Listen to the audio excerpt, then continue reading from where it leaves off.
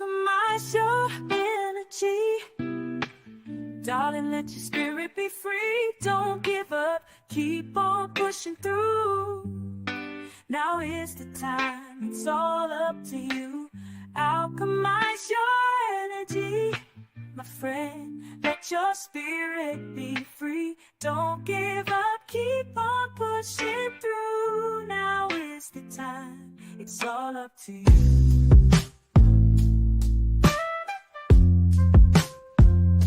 No matter the storm, but over tragedy. No matter the storm, but over tragedy. No matter the storm, we will always take flight. Keep on pushing through the darkness of night. There's no limit, let's reach for the sky. Shine so bright, from darkness to light. Welcome to Alchemizing Energy. Today we kind of entered the live earlier because you know what, I had my times mixed up, Central versus Eastern, so we agreed at 6 o'clock.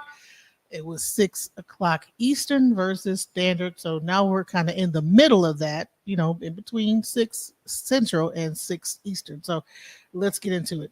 Our next guest that we have on the show, Dynast Amir, full name Dynast Abefe Adewale Amir, is a dynamic, globe-trotting entrepreneur and philanthropist who has a passion for life and seeing the success of others. Dynast was born Albert Horton Hollis in Sacramento, Sacramento, California, but considers himself a displaced African who just happened to be born in America.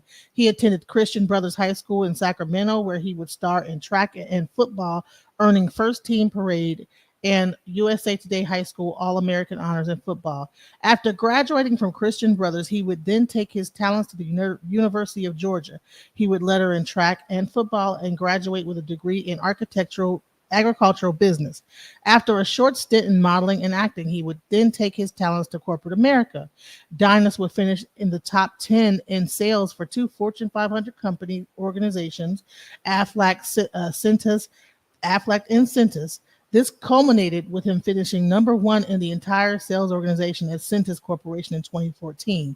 In 2018, Dynast would leave corporate America to take his talents to Africa to focus full-time on implementing several much-needed initiatives geared toward improving infrastructure on many levels, as well as bridging the gap between the diaspora and Africa.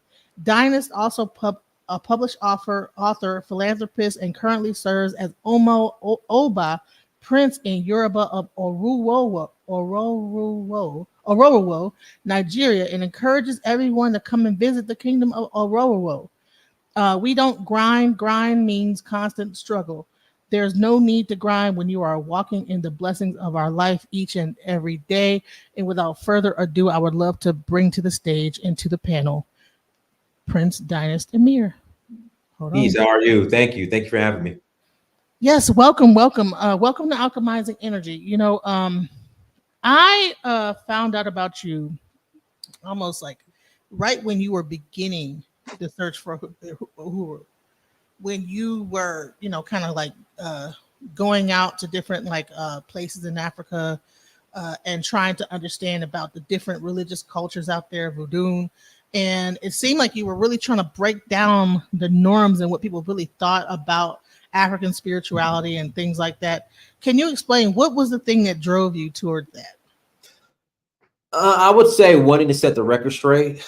I just, the question is always asked or often asked, what did we practice before we came in contact with Europeans or before we were Christian? Because Christianity, Islam is not indigenous to Africa. So we already had our own traditional spiritual systems, but for some reason, they were always demonized. So I said, you know what? I want to set the record straight and find out like what's the truth or what's the the real deal behind these traditional systems. So I said the best way to do it is just to go to the source. So, you know, 2017, I went to Benin. I went to the Voodoo Festival. I met with the head voodoo chief across the world, Huna Dagbo. And then in 2018, I went to Nigeria and I went to the Oshun Festival to learn more about Ifa. So, Right. And you also went to like the Congo, right? Didn't you? Or I haven't been to the Congo yet. where was the one that you went to where they had the serious? Which the Dogon? Oh, the Dogon. That's in Mali, correct. So I went to see the Dogon too. Okay, I got the Mali mixed up with the Congo. So Mali, correct. what was the reason why you decided to like? What was the reason why you wanted to like? So only focus on West Africa versus like East Africa. Well, I've been to East Africa. I've been to Tanzania. I've been to Kenya. It's just I was just drawn to West Africa because that's, I mean, being African American, like the majority of us, our roots come from West Africa. So I was just drawn to West Africa and exploring more, even though the first country I ever been to in Africa was an East Africa country, Tanzania. But I was just drawn to go to West Africa more. So what was the thing that you found most interesting when you actually did this? Like, what was the thing that you were like, oh man, I'm surprised? Well, I wasn't necessarily surprised because I already knew that the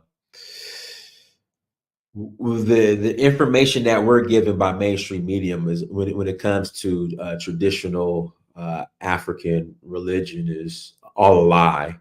How they demonize it. So I already knew that. It's just I wanted to hear it from and get the information from the source because we rarely hear the source, you know, their story on the truth on these systems is always coming from like a third party who their intentions are always not pure. So I guess I mean, I really just wanted to get the information and share it with everyone. You know, get the information from the actual source instead of relying on third parties who, again, their intentions are not pure. So when you went to Benin to find out about voodoo, now did you know prior about voodoo in Haiti and decided that Benin would be the place to go? How did you end up finding out about voodoo in Benin? Well, I've always heard about voodoo. I didn't know much about it. What happened? I forgot. I stumbled upon Ogugu masquerades, and then the caption said the Voodoo Festival, and I said I gotta go.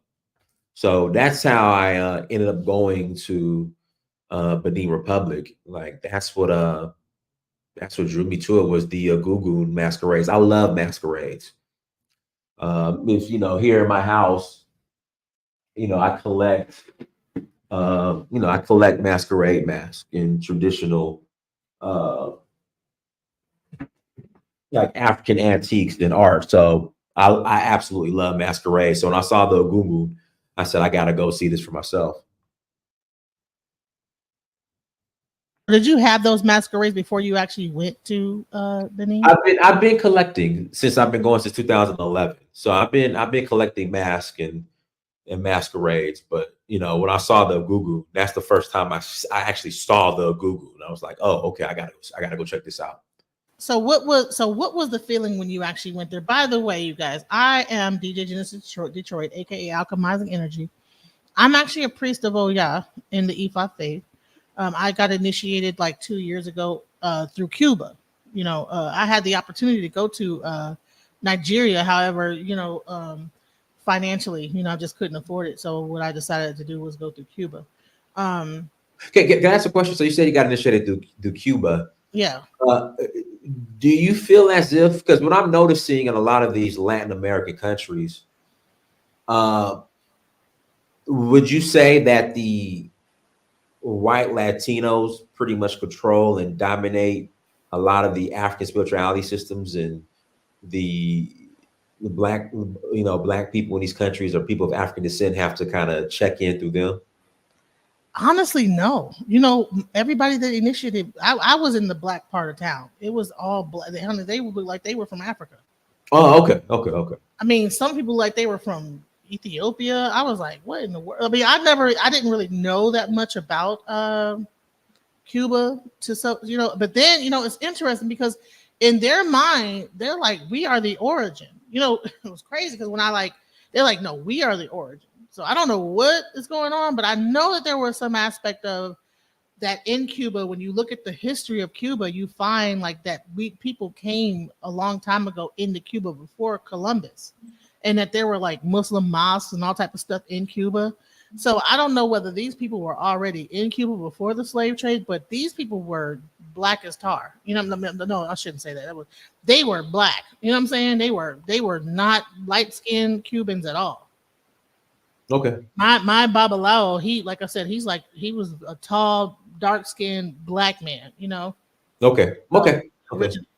And so I think there's a difference. There's like a because what I'm starting to notice, like in Brazil and Cuba and Puerto Rico, a lot of the white Latinos are serving somewhat as gatekeepers to African indigenous spirituality. That's why I asked that question. Because it's voodoo, Ifa, Santeria, so I do see even in Isheshe, in Colombia, when I'm in Dallas, and so even the Babalao here is like a Mexican, but he got initiated into Isheshe in Colombia. So it's like, I think that the people that were in those areas really held true to the tradition, and they tried to maintain it, the best way that they could. You understand? So, but I don't know whether or not people were already coming over here beforehand and were doing that, or were they the slaves? That's the part that I'm confused on. No, it was definitely brought by slaves to these countries. Okay, so it's interesting because when they're like, "No, this is the origin," I was like, "Really?" I was like, "What?" So that confused me. There's no proof of that. Right. So so yeah, I got initiated into Lukumi, not Isheshe. Mm-hmm. And so there are like some differences in how they do their initiations, and in Lukumi they give you all of the Orisha, like at least 9 of them, the main ones. Where in Isheshe they give you just the ones that you need, and I think they did it out of necessity or whatever. But yeah, so in my plight, I have been really trying to understand the connection. You know what I'm saying? Because you have like some people that are like Hebrew Israelites, you have some people that are Islam, and when they really break it down, a lot of times, you have people saying, "Oh no, the Yoruba people came from Mecca." No. Mecca, or they came from Israel, or they were in a part of like Egypt and in the Nile Valley. So I have been very confused because even when I do interviews with Babalaos, there's different like historical stories that some people say, "Oh no, we were part of the Cushites and we migrated to Ila Ife." Some people say Ila Ife already existed. So I was like just trying to find out, like, in your travels, did you find out more information about certain things like that? They're very specific that they came from Ila Ife. Very, very specific. Anything outside of that is it's not true. Wow. So can you give me an example of things that you found out when you went to the Voodoo Festival that people probably would not know? A lot of times when you talk about voodoo, people think about it as witchcraft and craft work and things like that. Can you expound on some of the things you found? One thing that stuck with me from my first trip was when Dogbo said that voodoo accepts everyone, but everyone doesn't accept voodoo. Voodoo accepts Muslims, accepts Christians, but Muslims and Christians don't accept voodoo. That's what he said. It was, I wish I don't have his exact quote, what he said, but pretty much voodoo is, it receives everyone, but the other religions, they make you choose. It's the same thing in Ifa, right? When you talk to a Babalao, they'll say that, what we accept, because a lot of them feel like that this came from antiquity. This came before. Right. That Ifa, voodoo, and all these different practices of tribal like religions came before Christianity and things like that. So can you expound somewhat on like the historical aspect that you found out when you were in these places? Well, we already had our spiritual systems before we came in contact with Islam and Christianity. Islam and Christianity is relatively new, especially to West Africa. Like we already had our spiritual systems that predate, the Quran and the Bible. So what about like the Torah? Is there a connection? Because I know that you have some Igbo tribes that are that say that they are Hebrew Israelites, things like that, except They're not. They're not. Okay. No. Can you expound on it? Igbo, that certain demographic of Igbos who claim to be Hebrews, they didn't start claiming to be Hebrews until around the Biafran War, because they felt like they were persecuted like Jews. But again, Igbos, they have their own spiritual traditional systems, Right. that predate the Torah. That predate the Torah. So would you say that in your travels around Africa, have you been to South Africa as well? I have. And have you like visited the Sangoma? I didn't. Okay. So I was just trying to understand, like, if you had a sense of oneness when you actually traveled throughout Africa, of similarity in tribal traditions. Absolutely. I mean, they're very similar. All of them are. They're related. The African indigenous spiritual systems. So you do sense that oneness. So what about like Native American or South American traditions? Do you find a tie to that as well? I don't know much about Native American and South American traditions, so I couldn't answer that. Okay, I thought I saw a thing where you went to like Mexico and No. I mean, only time I've been to Mexico is work trip. Well, work celebration trips, and I just partied. So you didn't like do actually. Okay, because I was really trying to really see if there was a tie. No. So what are the similarities when you found when you went to like these African places? What was the similar practices? Ancestor veneration is similar. We all have our own specific creation stories, origination stories, but really, the ancestor veneration, which is similar throughout African spirituality, versus when you look at Abrahamic religions, that's kind of viewed as devil worship or evil. Right. What about divination? Do you find that you find divinations as well? That's common in a lot of the African spirituality systems as well. Did you kind of like delve deep into why those systems exist, or like even how important those systems are within those communities? Well, we look at it as religion, but it's when you're dealing with African spirituality, it's a lifestyle. Like it's not separate from the culture of the community. Like it's all inclusive. It didn't start becoming separate until the introduction of Abrahamic religion. So it's a way of life. It's a part of life. It's a lifestyle. Right. So everything. Yeah. It like I said, it didn't become separate until the introduction of Abrahamic religions, but it's a lifestyle. And even say you convert to Abrahamic religion, whether it be Christianity, Islam, or Judaism, like the tradition, the lifestyle is so much part of the culture that you really can't avoid it.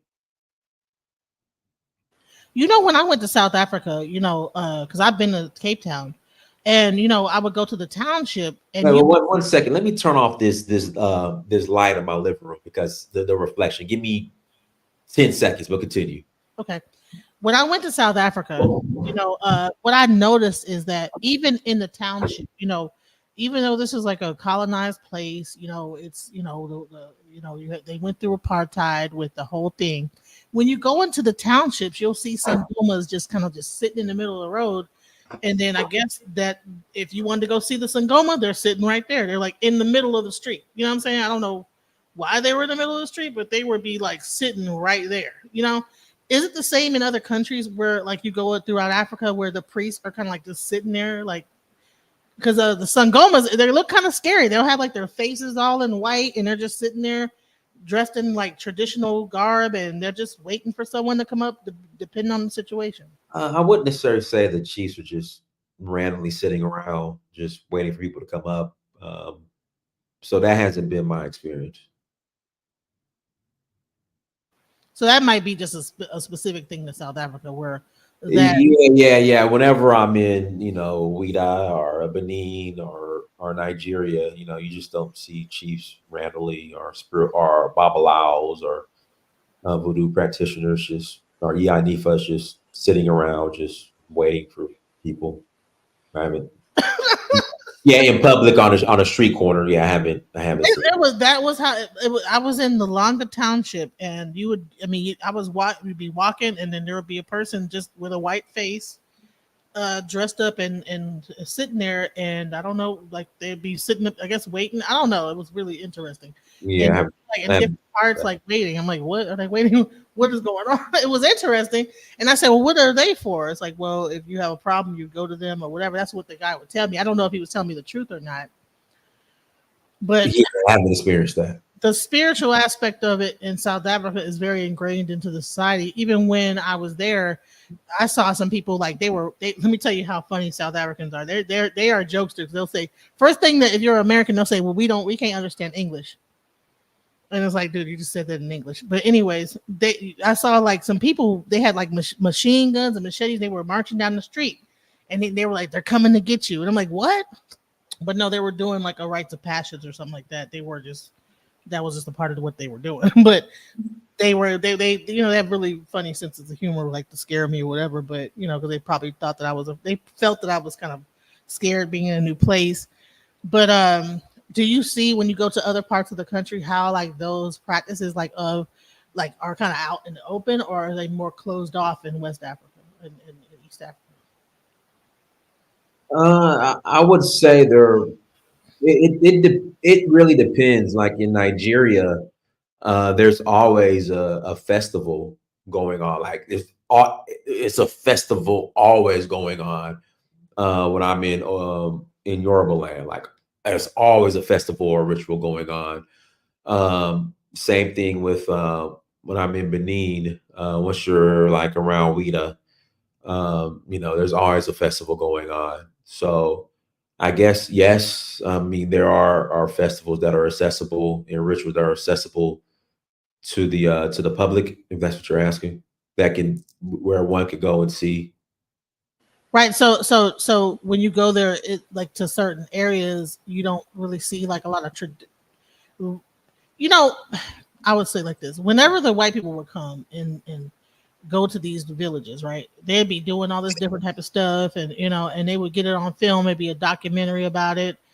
Do you think it's changed since back in the 80s when they were going into these places in the villages and seeing like these tribes like doing their normal thing, or is it more cityfied now, or is it different? It just depends where you're at. Of course, if you're in a more of a metropolitan setting, it's harder to access a lot of these festivals or rituals. But when you're in the village or the bush or countryside, it's common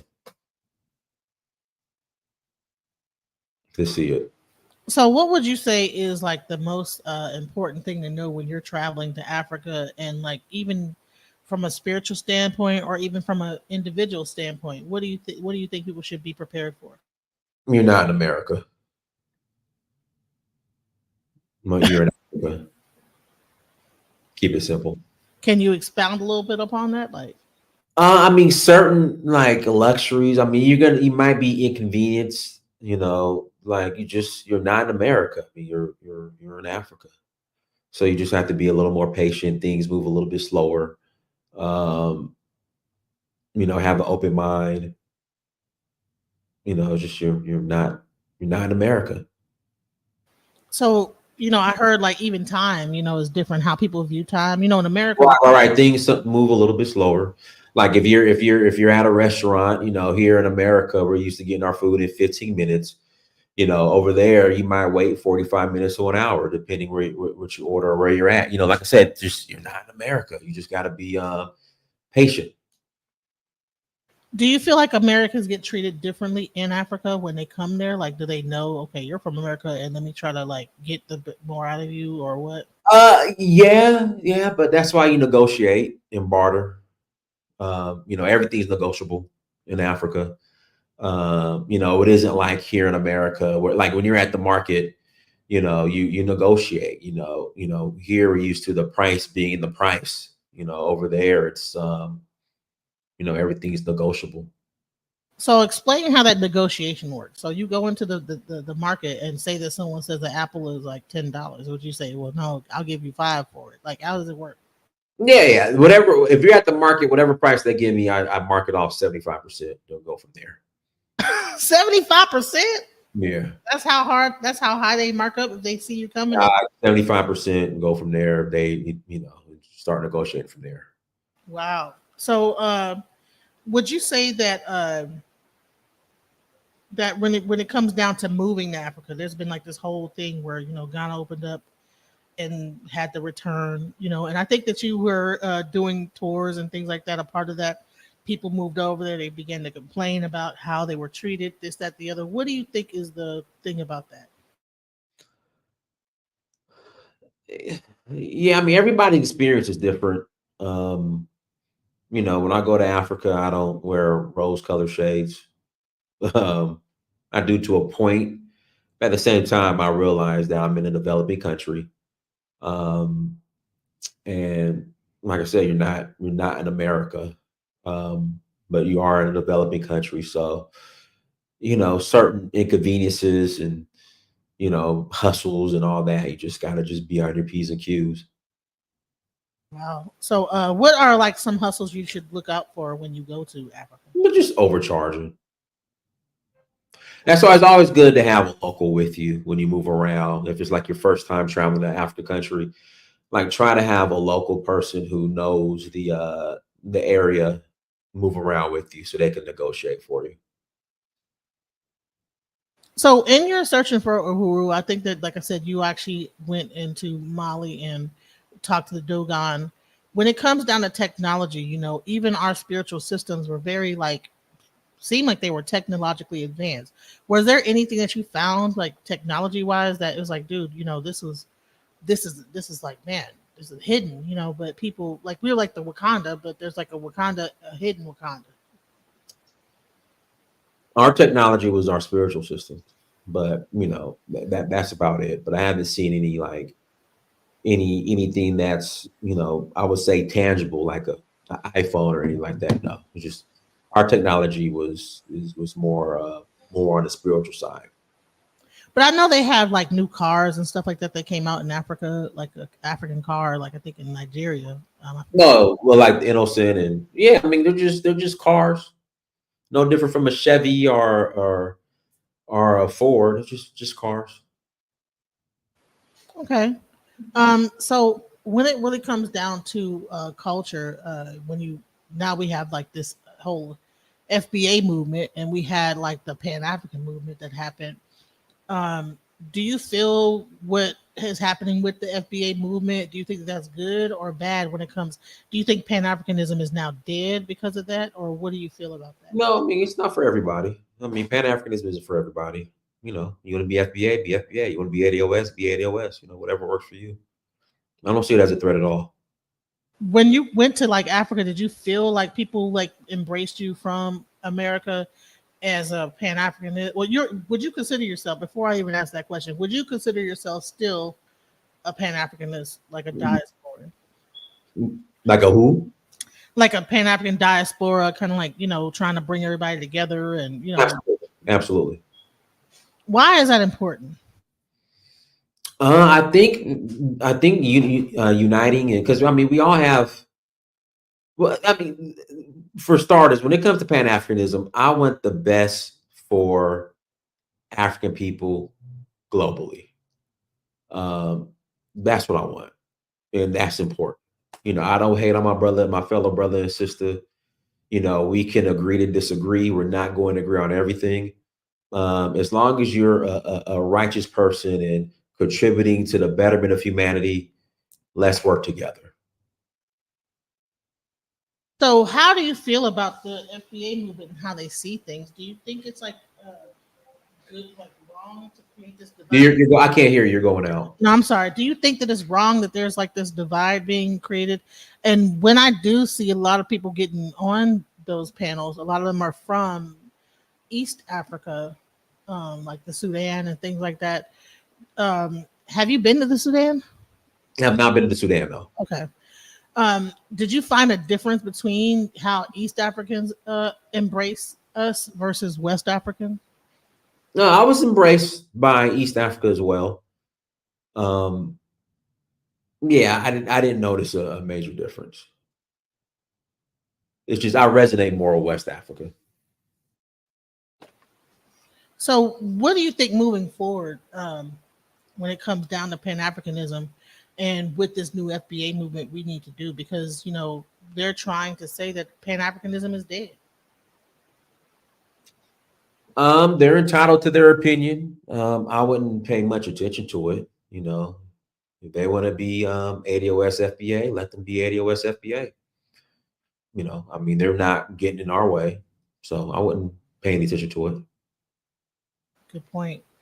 What do you think would be a good reason that African Americans should possibly go to Africa and, you know, maybe get like dual citizenship or, you know, like start to like invest into Africa?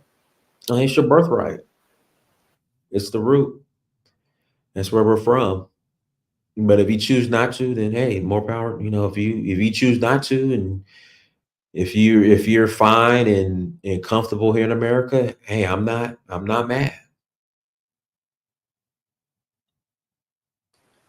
So, do you feel like there needs to be more of a unity when it comes down to, or more information put out there about like coming over to Africa and how to like set up shop the correct way and without all the like, because you have like the O'Shea Duke Jacksons, you have like, you know, people like you that are really in this movement. You have like the Ashrock Quasi that are like doing doing trips over to Africa. Um, do you feel like those things need to even grow more, or should it be like, no, let's just keep it a small group of people? No. It should grow more. People who have information and can act and serve as a resource to our people as far as reconnecting to Africa. Yeah, I mean, we need as many people as many hands on deck as possible. So how do we like get involved? How do we like help you to do what you're trying to do to bring this thing more to light and bring more people over there that could even help out with the communities that are growing over there, like when it comes to stuff like that? I would say something as simple as sharing the information. You know, if you know people who have questions, who have concerns, who want more information, share the information. That's the start. But what would you feel like would be something that's needed for the people that are over there? So say, all right, so you have people that are over there and then you have people that are over here. Mm-hmm. Are there certain things that, you know, hey, we need more software engineers, we need more doctors, we need more people like that to come over and help out the communities and bring things into Africa that could help them? More electrical engineers with lights being on and off, like, you know what I'm saying, like things like that, electricity kind of like being at a... Well, I think whatever skill that you have, it can be useful on the continent depending on the skill. But at the same time, I wouldn't underestimate the ingenuity of Africans in Africa. I mean, there's a lot of intelligent, very high class, very smart Africans on the continent. Like I keep saying this. We need Africa more than Africa needs us. Wow. And see that, you know, and that's a good frame. There's a lot of intelligent Africans on the continent. I mean, the skills you mentioned, they're already there. Right. So there might be a misunderstanding, when it really comes down to how. Yeah, I no longer I no longer, but outside of maybe the medical field, I no longer buy into this African brain drain. I don't buy into it because it's just when I'm over on a continent, I meet some sharp brothers and sisters on the continent. Like I said, I'm no longer like I just no longer buy into this brain drain. Like I don't. What do you mean brain drain by that? Well, they're saying like all the talent in Africa is leaving Africa and is coming to the West. I think there's still a lot of talent on the continent, a lot of ingenuity on the continent. So when you were there, did you see like the whole Chinese influx, and what did you think about that? If you did see it? Yeah, I mean, there's Chinese in Africa who have contracts with the government that are doing infrastructure projects. I mean, there are. What do you think about it? Like, do you feel like that they're treating people the wrong way, or is everything cool? I mean, there have been examples of Chinese mistreating the locals. Okay. But I wouldn't say that's the norm. The Chinese are there handling business. So someone says I'm talking like a white woman from the 1800s. What I'm doing is I'm trying to clear up misconceptions when it comes down to Africa. That's not so. I'm not trying to be condescending. I'm trying to clear up what people might think about Africa.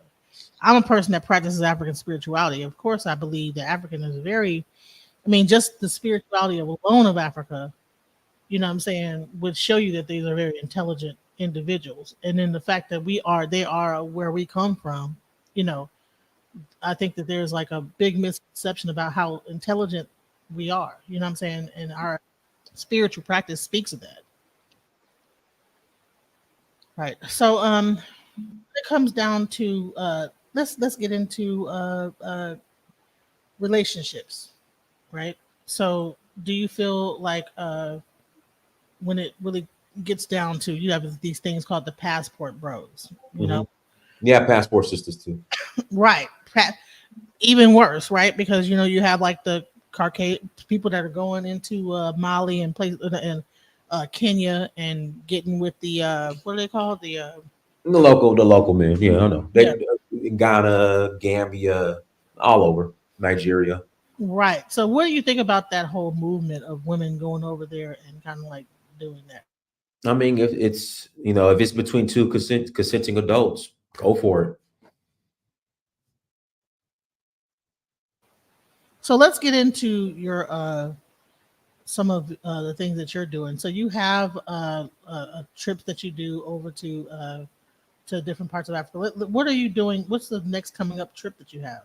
I'm taking a group to Sierra Leone. It's already November, end of this month. So November 25th to December 6th, we're going to Sierra Leone. So looking forward to that. All right. So here's the thing. When you went to because you've been to Sierra Leone before. Is that used to be a American? Well, that's Liberia. Didn't Sierra Leone also used to be an American colony? No, it was Liberia. It was a British colony, and Liberia was never an American colony. It never was. No. So where do you think they got that whole thing from? Misinformation. America never claimed Liberia as a colony, and vice versa. So can you give us some of the misunderstandings that people have about Africa that are well known in America, and just did some of those things that exist? I don't agree with the brain drain narrative. I don't buy that at all. No longer buy that at all. What's I said? The one Dynast. Okay, I was reading some of the comments. I don't buy into the brain drain narrative. I don't buy into the dark continent narrative. No, there's not leopards and lions running around in the streets. The people are friendly. Is Africa perfect? No, but I've I have way more wins, and I have way more W's than I do L's in Africa. And if Africa was that bad, my first trip would have been my last. Well, the main thing I also want to like talk about is the misconceptions about the fact that people are fleeing. What do you think about that? I mean, it's such a small percentage, but they're just looking for opportunities, which, that's their right. That's the right. I mean, they want to come to America. They want to go to Europe. If that's what they want to do, go for it. Now, I think the legal route is the best route, but I wouldn't necessarily say they're fleeing because it's such a small demographic of Africans who are leaving the continent. And when I'm in Africa, no matter where I'm at, which country, the majority of Africans I speak to have no desire to leave.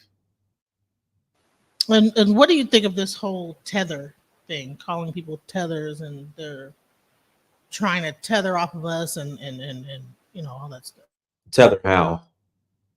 Like take the like we did all this stuff, and now you're coming over here and trying to get like something from what we created and all this other stuff. Like what did we create? I guess I mean, the majority of I don't agree with it. So that's the majority of immigrants who come to America, they work for themselves or they get jobs with working for non-Black American corporations and businesses. So I don't know what they're taking. That's why I wanted to talk about it. It's like so. And here's another thing: is that so to say that a person's a tether because they're coming from another country and they feel like they're benefiting off of what we are, our welfare system. And most people I know that are from Africa are not in welfare or nothing like that. They go to school, they get a trade or whatever it is, and then and they support their family up that way. They're not tethering off of us from a hip hop level, from a whatever level, any of that. So right, and then as long as they're coming the legal route, that's fine. I don't have. No, even if they don't come in the legal route, who cares? To me, it's like there was a whole influx of Chinese people that came into America through the non-legal route, and ain't nobody calling them tethers. I think I would say that. I think the tether, calling someone a tether is coming from, because you look at the Chinese, when you look at other groups of immigrants,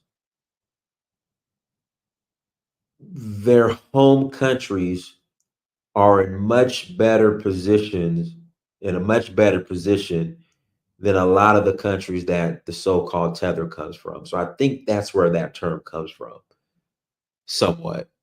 Right. So you think that so where I stand on immigration is come, learn the skills, go back. Hold on, sorry about that. Sorry about that. Come, learn the skills, go back and develop your country. So if you notice with China, Chinese, they came over and they took those skills, and look at China now. I think with the reason why, FBA and ADOS, why they kind of come up with this tether term is because, okay, you're coming over, but are those skills transferring to the development of the countries that you're coming from? Okay, you're right. So you're fleeing your country and you're not. Well, we don't want to say flee. I don't want to say flee. Okay. They're just in search for opportunities here in the West, which I listen, come. I have no problem with that. I say legally because, we have an issue right now where you have a group of illegal immigrants who are getting debit cards, right? And they're getting, I would say, welfare. And I mean, they're not documented immigrants. Mm-hmm. And the reason why I say that is because you won't be able to do the same if it was the other way around. Right. So They don't play that.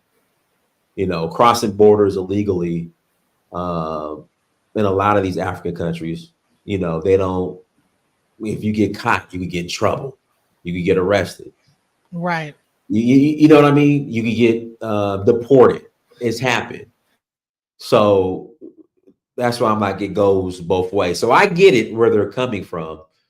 But again, in Booker T. Washington, he had the Tuskegee initiative, or the Tuskegee method, where he would bring African immigrants to Tuskegee to develop skills and learn trades on the basis that they will go back and develop their countries. And I mean, I agree with that. But if you're an immigrant, you come to America, you get your green card, you become a citizen, you're like, hey, listen, I ain't going back.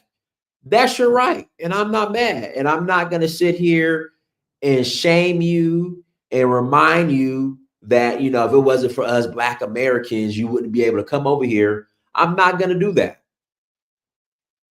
You know, again, if you come over, you develop the skills, you say, you know what, I'm staying, I'm casting my net right here in America. I'm not going back to my home country. I'm going to stay here in America. Hey, that is your right. And I'm not going to guilt you and remind you every 10 minutes how Black Americans built this. And if it wasn't for us, you wouldn't be able to come over here. That's where I disagree with FBA ADOS. Like, I mean, it really doesn't matter. There's nothing you can do about it. You know, okay. Black Americans, you know, through free slave labor, rebuilt the foundation of this country. But you don't control who could come in to this country, you know. Right. So, you know, that's where I disagree. Right. And so this guy says, Jibs 826 says, tether comes from people outside the country talking about blacks in a negative way. They talk about the FBA culture, and their own people back home aren't even in the same positions FBAs are, in my opinion. And then I think Aunt Nan was saying that, he said some messed up stuff. So he says that I keep saying I don't agree with FBAs, but keep parroting them. Well, this is the thing that's going on right now. It's affecting the election. You know what I'm saying? The FBA movement is like, you know, doing this whole thing, and you know, every night every day there's like an argument going on. So I'm just trying to bring it into the current frame. You know what I'm saying? Right. You know, I don't agree with one group of people acting like, you know, being creating like a thing that sounds like nigger and saying tether. You know what I'm saying? It's too close to. It's about 3 words away from saying the same thing, and we sound like just as racist as the people that we're, you know. I don't know. So I don't like that word, because we create like a word to like go be down against someone else, and that's not right. You know, so that's what I'm saying. So are you African, or like a FBA, or African American 100%? I would say by definition, I would be considered FBA ADOS by their definition. Yes. So what would you say is your lineage? Like, or would you consider yourself? I'm by their definition, I would be considered FBA ADOS, but I'm Africa first. Do you feel like you're part Native American, or do you feel No, like I don't claim to be Native American. I'm descended of enslaved Africans that came over via the slave trade from West Africa, specifically Nigeria, Sierra Leone, Guinea-Bissau. Do you believe that Africans were here before the slave trade? Yes and no. I would say they were. It's a few in between that we would have been absorbed by the natives, and you know, it's again, we would have been absorbed by the natives, so we would have been, I would say, genetically somewhat wiped out. So yeah, I mean, yes and no. I mean, I've heard the stories of Abu Bukari, you know, who was a king in Mali who sailed west and allegedly ended up in America. There's no scientific proof of that. But like I said, I'm not going to deny it, but it's so far in between that, you know, being of African descent, claiming to be an indigenous Native American is laughable. So, do you believe that there were towns that were already built up when Columbus came that looked like mosques and stuff like that, that they already had like buildings and this, that, the other in America when he came? Well, yeah, I mean, you had the Aztecs, you had the Incas, so you do have Native Indigenous American empires that were here before Christopher Columbus came. So there was some type of infrastructure depending on which part of America you were in and the Americas you were in. So yes. So this guy says, "Was there no African here? Let's use their logic. Where are the ships?" Yeah, like I said, if there were Africans here, so far in between, and again, there's no archaeological or proof that there were Africans here before the slave trade. There's just nothing is here that could prove it. But I wouldn't deny it or be shocked if there were. But again, it's so far in between that it's not even worth claiming. So what do you think about the Hebrew Israelites when they say that they were first in Israel, then they migrated over to West Africa and then over to America, and that Puerto Ricans, Haitians, and all the Caribbean people were Hebrew Israelites that came from Israel into to America from West Africa? I think it's all pseudo, but more power to them. But I think it's all pseudo.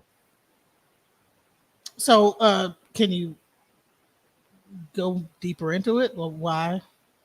I think the reason why a number of Black people claim America and Israel is because America and Israel are two of the most powerful countries in the world, and they would attach themselves to that power.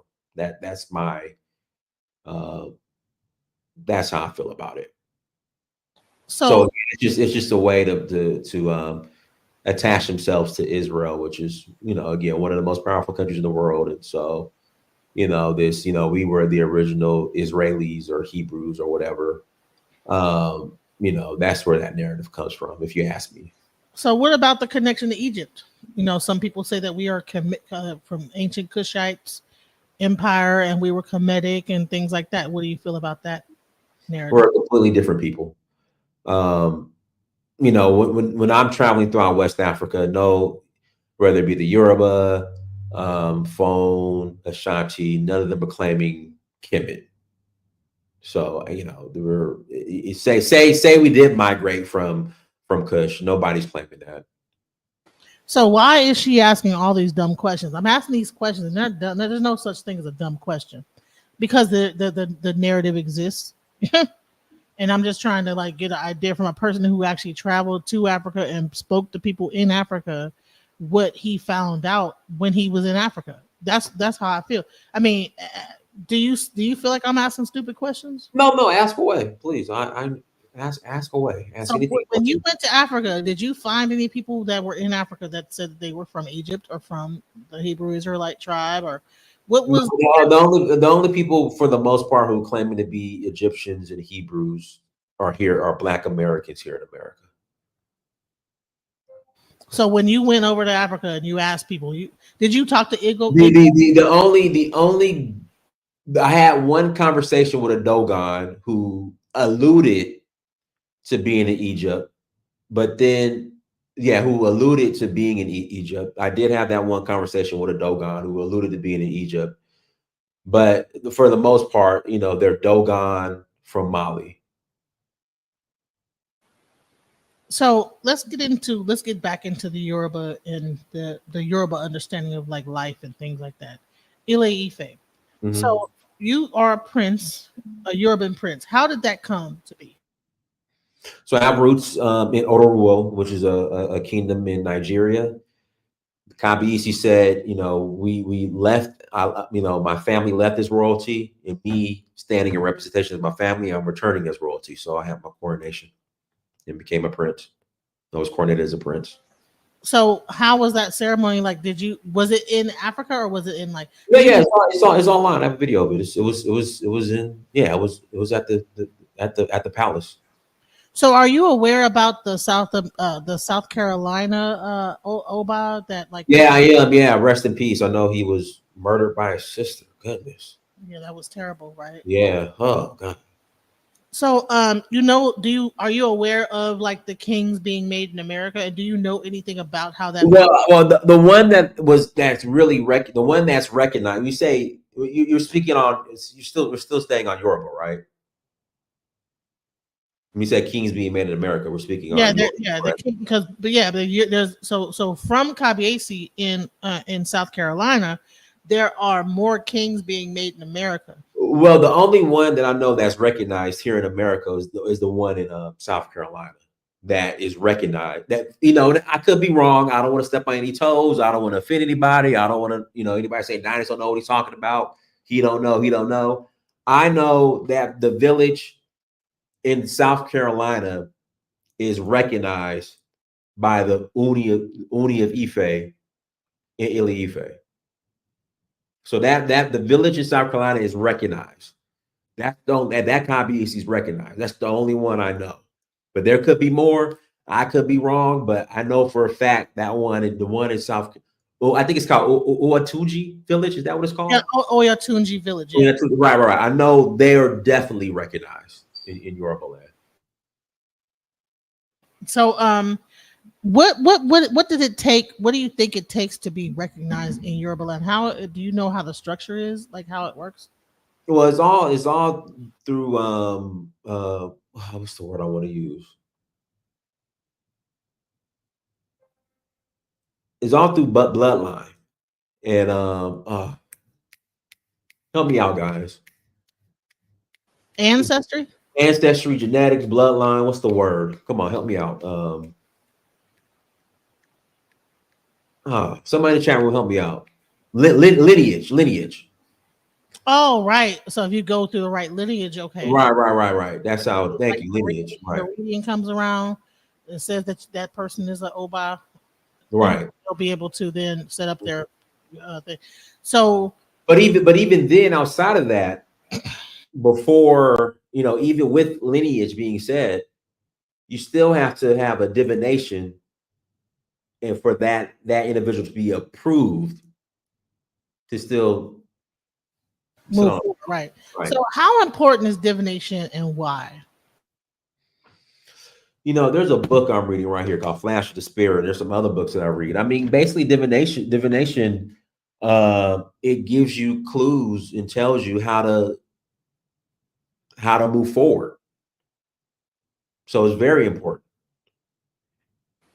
Now that you become a prince, can you divine for yourself, or do you have to have a babalawo? No. I'm not a babalawo. So only babalawos do divination? Well, Iyanifas, babalawos, voodoo practitioners, yeah, everyone can't do a divination. No, I'm not. No. Explain the importance of the babalawo, the Iyanifa, and the divination aspect in the culture. Well, I mean, these are the people when you have a right one and a thorough one, because there's a lot of false and fake Influgazi, babalawo, Iyanifas running around. So you have to make sure you have, if you're in contact with a Iyanifa or a babalawo, they're a real Iyanifa babalawo. Yeah, but they're like almost the foundation of the culture. And so you go to consult with divination. I mean, they're very important. So, now that, Isheshe has become really popular in America, they have this thing called Lukumi Sheshe, where people have been combining Lukumi with Isheshe and, are you aware of that?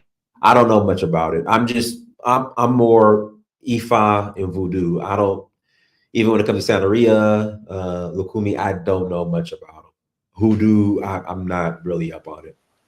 Right. So what's happening is when it came over to America, there was a very huge Lukumi, influence because of the fact that the closeness of Cuba to America, and people like Desi Arnaz and people like that brought over Lukumi to America. Okay. And so therefore, then Isheshe was brought over, and I'm not sure who brought Isheshe over. And so now what's happening is they're kind of combining the practice. Well, it's all brought over by via the slave trade. Isheshe was brought to America? Yeah. How else did it get here? I thought that it came to the Caribbean and then went to America. So there were actually. It all came to the West, the Americas, via the slave trade. Okay, I was like there was Babalaos in America. Okay, never mind. So, all right, so that's what happened is that they brought that, and then there were African Isheshe people that came over, and then that's where you get like the clarity of Isheshe versus Lukumi. So, but also the slave ships also came directly to America as well. They just didn't stop in the Caribbean in South America. They didn't. So that's a thing to understand. So when the slaves came over, there were some that came directly to America, because I've always thought that they came. No. They came. You have ports here. Savannah, Charleston, South Carolina, Savannah, Georgia, Virginia. You had the last slave ship to come to America, Mobile, Alabama, Africatown, and they were Yoruba. So yeah, the slave ships just didn't stop. They just didn't. They came directly to America from Africa. I mean, I'm asking these questions because like there is a misconception. I'm not. People are like, why are you asking these questions? Cujo Lewis, Clotilda. If you guys study the story of Clotilda, Cujo Lewis, who was a Yoruba man who was sold into slavery by Dahomey. Clotilda was the last slave ship to come to America, and it came directly from Dahomey to Mobile, Alabama. See, so here's the thing. So people are like, "Why you're asking stupid questions? Why are you asking?" I'm like, listen. So we have like documentaries that talk about the slave trade, but the way they make it seem like, even with 1804 with Tariq Nasheed, the way it makes it seem like is all the slave ships went to the Caribbean and then they got their slaves and then they shipped them over to America, not so much direct from Africa. When you talk about like the actual like traditions of Africa, and you talk about like the fact that there could have been Babalao and people that came over to America, the way that the narrative is that it all came from the Caribbean, and that's even why. No, well, some came from the Caribbean, but then many also came directly from Africa to what would be considered the United States of America. And I mainly want to clear that up for people that just don't know, because even as I'm learning more about like, because I used to be a Christian, so I'm just now like really getting into like the understanding about like Africa and where our religions and all that stuff like that were. So this is actually a learning lesson for me as well. So that's why I'm asking this question. Mm-hmm. So, what else? So let's get into Iyanifa and Babalawo.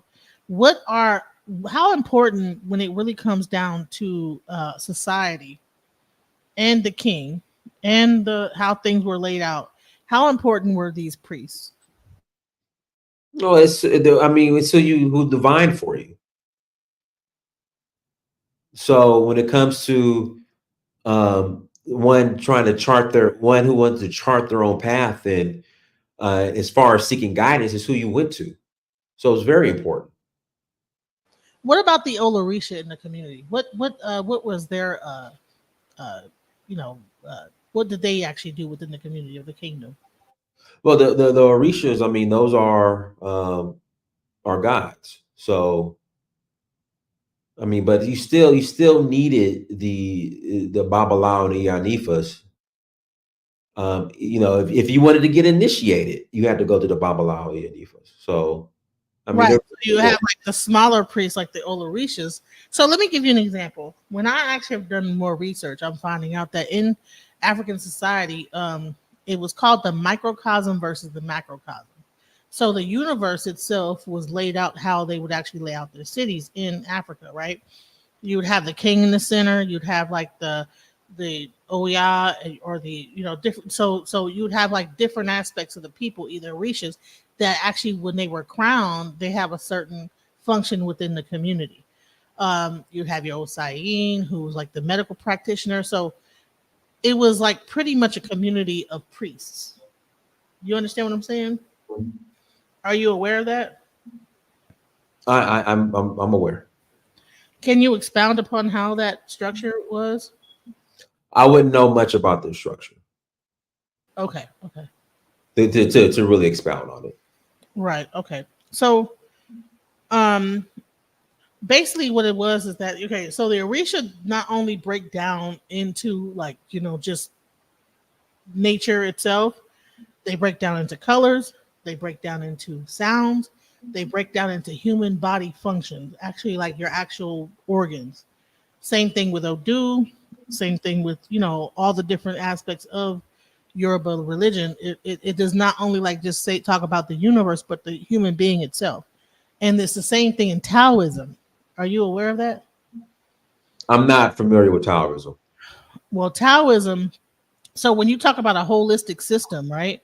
Mhm. The closest thing that the Yoruba, with which is Isheshe, has that would be like similar would be Taoism. Where the actual, like I said, the macrocosm goes down all the way into the community, into the individual. So that's how deep this religion was. And then when you break it down, and when the Babalawo is doing the divination, is breaking down into a binary code that could tell you and breaks it, basically almost do an MRI scan of your body and tell you what's wrong with you, from a mental standpoint, a physical standpoint, all together. You know what I'm saying? And these were the doctors of the community. There were, when we didn't have hospitals. These were our doctors. So yeah, that's what I was like, so um that's what I was really breaking down and really understanding, like even all tribal religions have a similar thing. They have those priests that were the doctors. They called them witch doctors when the white man came and saw what we were doing, and said that we were savages. But in reality, these people were very knowledgeable in understanding like the fauna, herbs, all these things, and being able to heal people. Yep. Um, so what is the next move for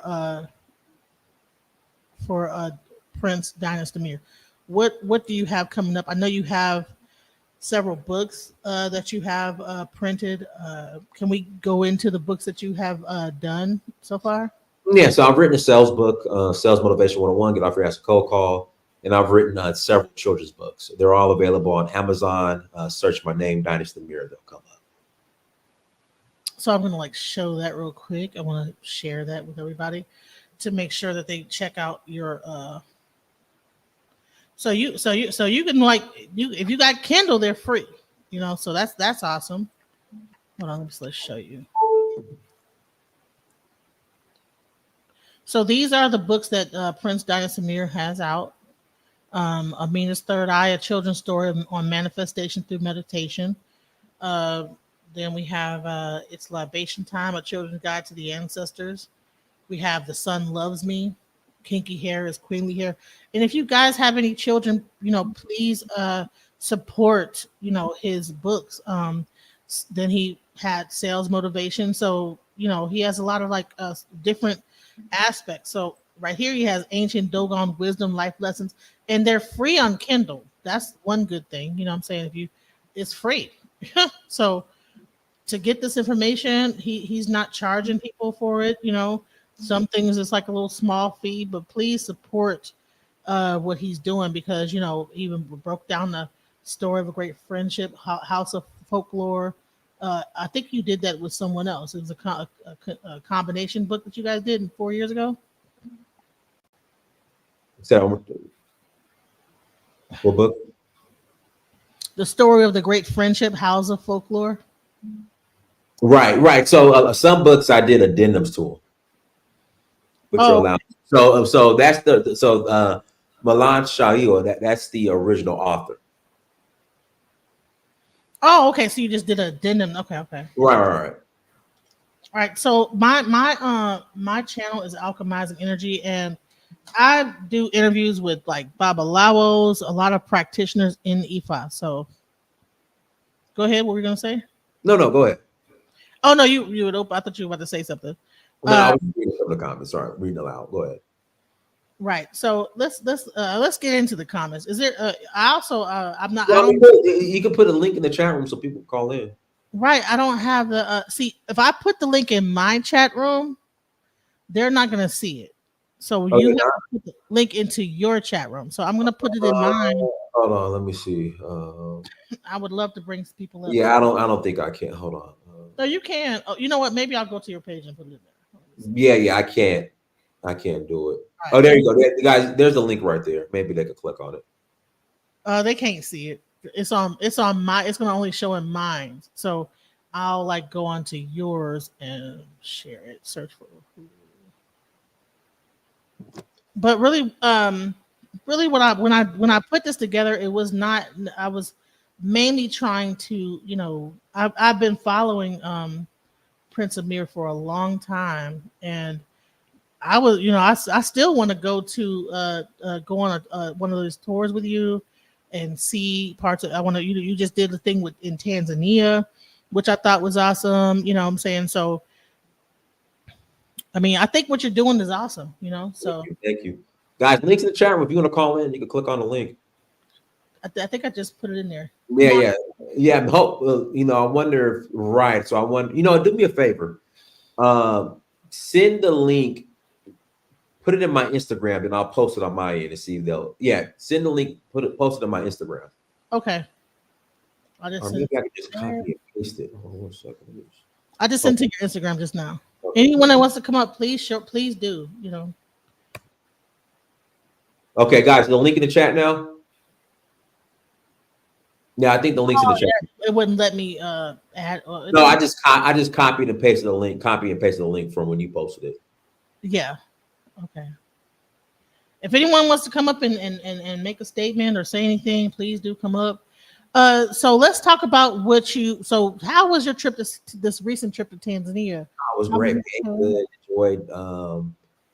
Enjoyed the beaches, ate good food, enjoyed the water. It was great. Yeah, it looked like it was awesome, like a fun time. I was like, man, I wish I could have came. You know what I'm saying? Great. Oh, we had a great time. So we're going to Sierra Leone in this month, and then in January we're going to the Voodoo Festival. Oh, you're doing the Voodoo Festival, okay? January 5th to the 12th. Shout out to AJ Niger in the house. All right, so this is Prince Amir. Yeah. So that's the food. I made sure my people ate good. So we was eating octopus and calamari and shrimps and lobsters, and yeah, we had a great time. It was beautiful. Looks like it was fun. Yeah. That was like some food that was up. Anyone want to come up, y'all? That looked good. I don't know what that was. That looked really delicious right there. So, I mean, he's been doing the work for a long time, guys. And so, I mean, I really wanted to give him some time on my channel to really discuss what he's doing. And that's the main thing. So, does anybody want to come up? Nobody. Get your people to come up. Come on. I can't force them to come up, but they've been up there talking all that mess. Why she saying this and why she asking that? Guys, and also too, when it comes to the traditions, guys, I'm still learning as well. I just want to make sure I didn't, put any misinformation out there. Don't judge me if I said something wrong. But I'm still learning as well. I'm gonna say this is that I've been on a journey myself, so even what I say is don't take it 100%. This is based on what I've been finding out, as I've been initiated, so but I do want to go to Africa and actually get a firsthand experience, That's the best thing to do. You have to come to Africa, the firsthand experience. Yeah, I've been, like I said, I've been in South Africa, but it's another thing to probably go to Nigeria and really see. Yeah, well, the traditions in Nigeria. So. All right, so someone says, especially if you're into Ifa, you have to go to Nigeria. Right, it would make sense, right? Yeah, it's not. Yeah, you have to go to Nigeria. And the argument I've been having, because I've been, like I said, a lot of if you see my videos on my channel, I've been talking to a lot of Hebrew Israelites, and like I said, there's like I said. Hold on, one second, Mr. Dime, invite me. You don't see me. I don't get no invitations. I don't see any invitations. I haven't got one. Invite me. I promise you, I am the most easiest person to get in contact with. Hey, Dynast, we got an event here. There, you want to come? Absolutely. So Missy Dime, you go hit me up, invite me, I'll come. You need to come on up, Mrs. Diamond, and talk about, what you guys got going on, what's happening in Atlanta. People are in Atlanta right now, so come on up and tell us about what's going on in Atlanta from with the tradition.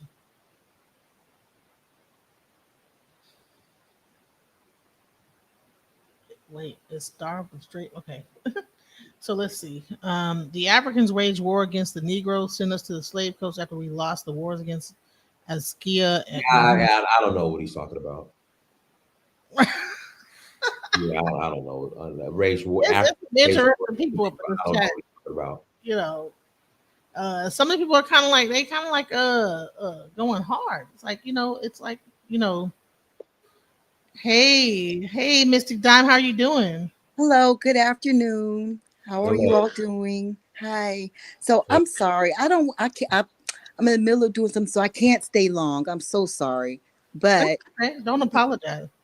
Okay. But Dynast, of course, like there's so many events, in the Atlanta area, invitations. Well, usually the biggest Ile or community we have in the Atlanta area at large is, with the house that works with Yeye's Botanica, which is very popular in Atlanta. I don't know nothing about it. Okay. Well, that's the most popular one. There are, as you know, a lot of babalawos in the Atlanta area. They all have their own houses. They usually, come together. Oftentimes they have their own Oshun festival here in Atlanta. Very popular.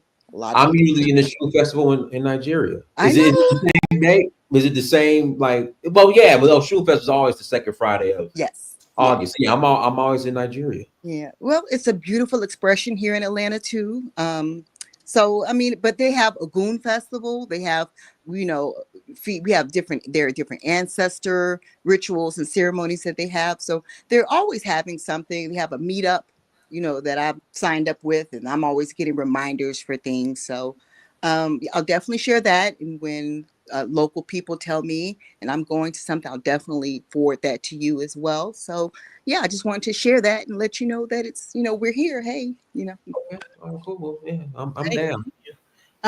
I keep trying to share that link so people can come up, but I put it in the chat room. Okay. Yeah, definitely check out Yeye's Botanica. Where is it? They have 2 locations. They have expanded, so they have one that's on Campbellton Road.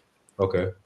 Southwest Atlanta kind of area still. Then they have one that's on the east side. I believe that's Covington Highway. But it's in the city, still in the perimeter. So yeah.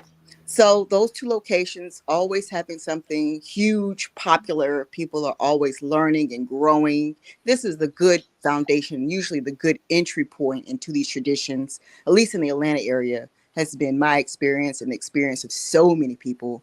They have programs like Sisters Mood, Moods, and Magic, run by Amisaro, wonderful sister. You can grow and learn so much in that. It's just they have so many different things. So, yeah. Okay. All right. Hey, listen, before you leave, Mrs. Dime, are you aware of the Oyotunji village in South Carolina? Have you been there? Yes, so I'm familiar with it. I have not had the opportunity to go and visit. Many of my classmates, however, from undergrad have all gone out there to visit and explore that village and that community, but I haven't yet. So I'll hope to in the future one day. Well, you know what? They were doing some really powerful things with the United Nations. They were also joining in with the kings in Africa. I have a picture. I actually did an interview with the chief of Oyotunji. He has a very long name, but I did an interview with him, and he showed me pictures of them with the kings in Africa, that they would go and pour libations at the United Nations. And they were, bringing up different subjects and actually working with the United Nations to get funding before the king had passed on. So, I think that we need to also look into that when it comes down to the United Nations. You know what I'm saying? The fact that by him having his own sovereign land in America and being a king, then that opened him up to being able to try to go to the United Nations and do different things. It wasn't sovereign. It wasn't sovereign? No. Unless there's some treaty you have with the United States of America I don't know about, but I doubt it was sovereign. I think he said that they were under a livery, some kind of land, something. I don't know. There's a name for it. You know what? I don't know. You know what? I'm gonna actually play what they said it was, but it was a name for the actual land that they. Yeah, I don't know. I could be wrong, but I strongly doubt it was sovereign. So I wonder why they. That's okay. So okay, well, listen, I can be corrected if I don't know what I'm talking about. Yeah, if I'm wrong, I'm wrong. You know, I was just going off what he had said, and from what he made it seem like it was a sovereign land, and they had some kind of a land, some kind of a lease, a land lease that allowed it to be almost okay. You know what it was? It was similar to. It was similar to how the Catholic Church. You understand? You know what I mean? So if you go into a Catholic church, you cannot arrest a person inside the church. Well, I want to say the sister, did she get arrested on the property? Did she turn herself in? Did she get arrested? I don't know. That's a good question. No, I don't know. But yeah, it's not sovereign though. Right. So let me I'll just just for reference, I'll show you when I did do the interview with Ifa Kunle sovereign. I'm going to click off. Bye. So you all have a good evening. I'm sorry, I have to run. Okay. So okay. We'll play this real quick.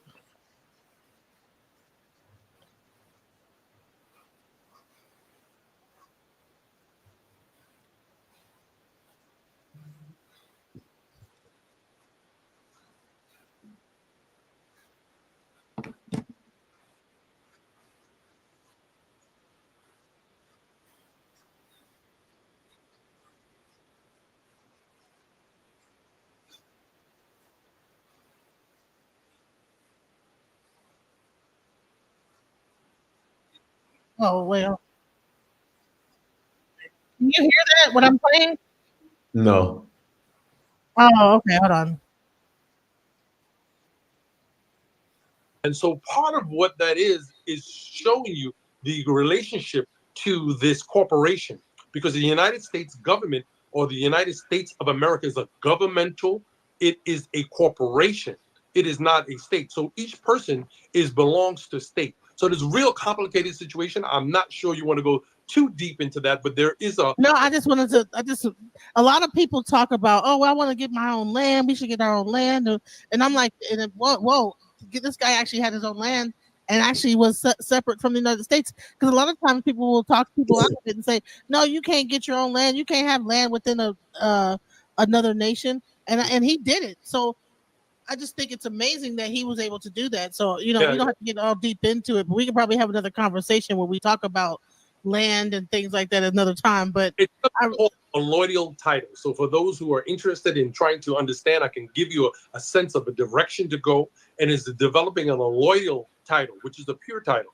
You realize that if you pay taxes on land, then you don't own land, because if you own the land, then you wouldn't pay taxes on it. You have the right to bear and to own property, right? And so the same thing goes on with driver's license. Same things will go on getting a marriage certificate. All of these things that you pay for then put you in a place in which you are under the jurisdiction and under the structure of the United States Corporation. And if you move in with outside of that corporation, then you can declare yourself as sovereign. And so you have to make a declaration, and you have to take those instruments in which you've paid for, and then declare your sense of sovereignty, really statehood, because each one of us are born to that particular state. Long conversation, not really so much. No, but I think that just to touch on it is something, just to know that this village was a sovereign place. It still is. It still is. Well, a loyal title doesn't make you sovereign. It's okay. So maybe I didn't know what I was. Yeah, loyal title doesn't mean you're sovereign. Huh. Interesting. So what is the loyal? What do you? Let me look it up. I don't know what a loyal title. I was just going by what he said. You know what I'm saying? He was talking about sovereignty and then a loyal title, and that's the reason why they had the land that was supposedly sovereign. Because when you actually go into Oyotunji, it says you're entering sovereign land.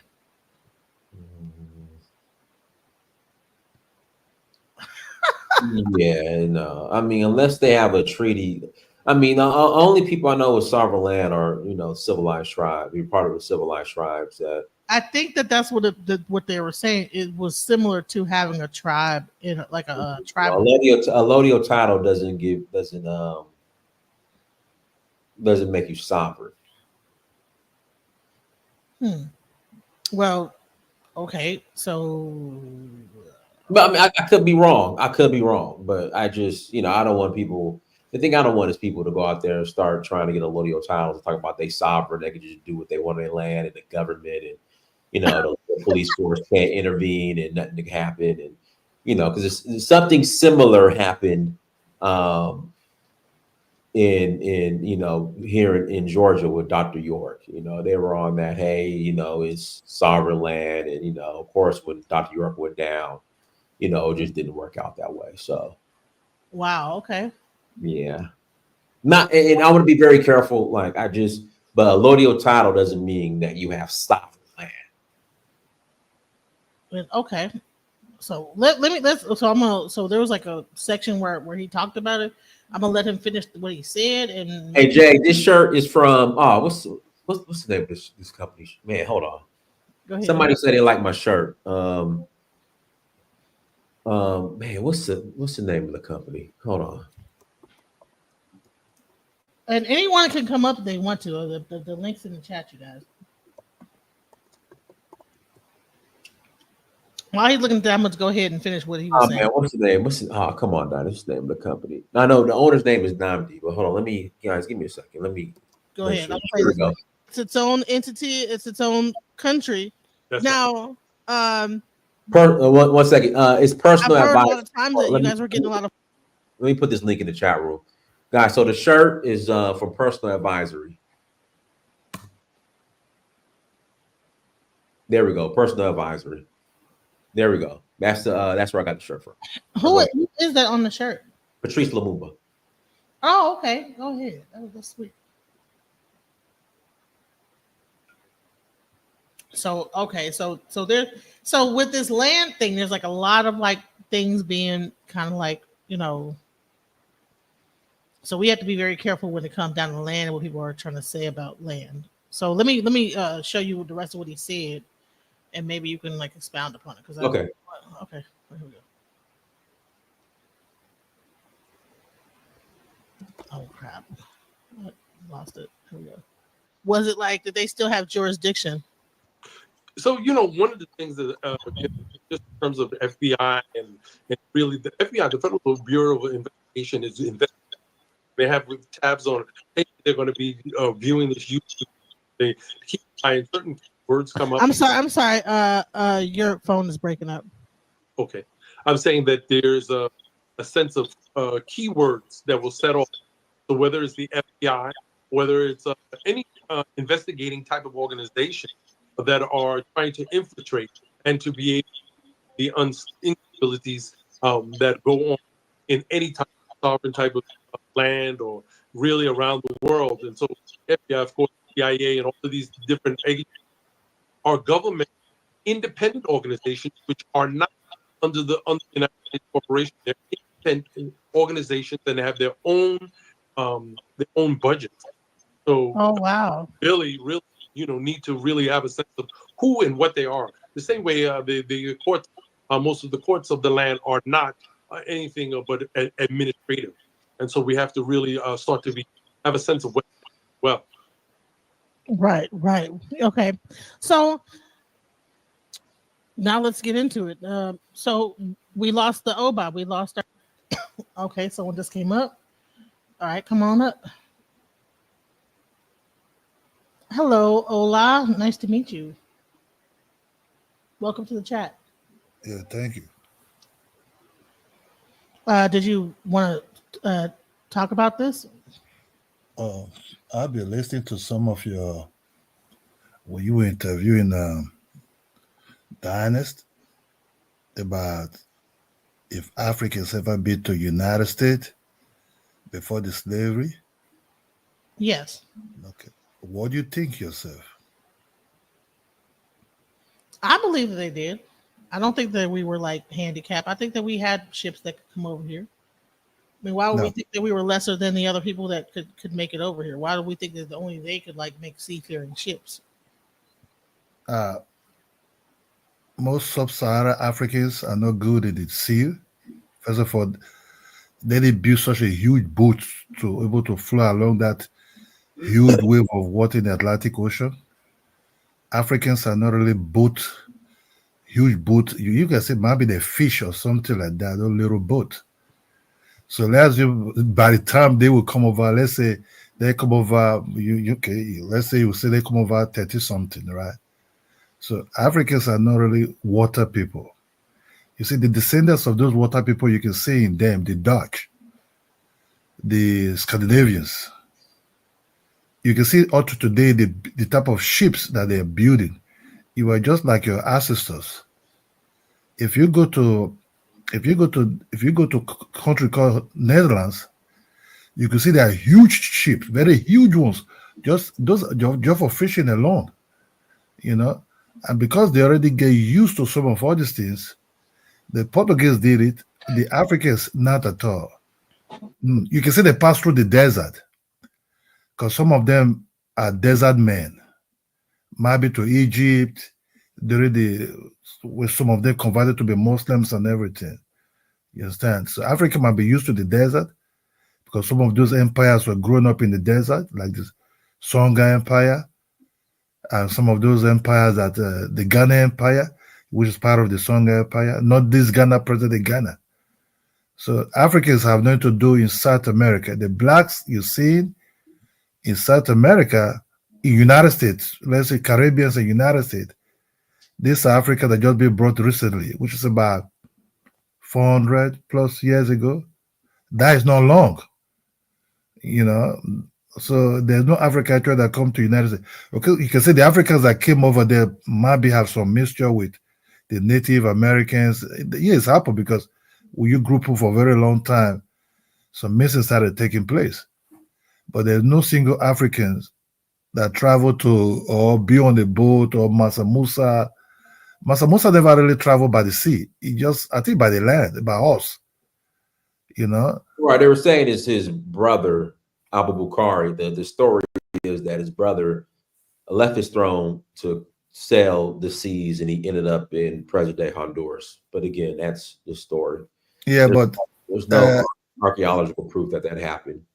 After that, but if you ever, the Akans are very ruthless people. The who? The Akans. What I mean, the then Akans, the Native Americans. I think they call it the Akans. You understand? Okay. The Native Americans that spread all the way from Mexico to those Honduras down to all those territories and everything. Aztecs. I think I forget the name they called it. These are human sacrifice people.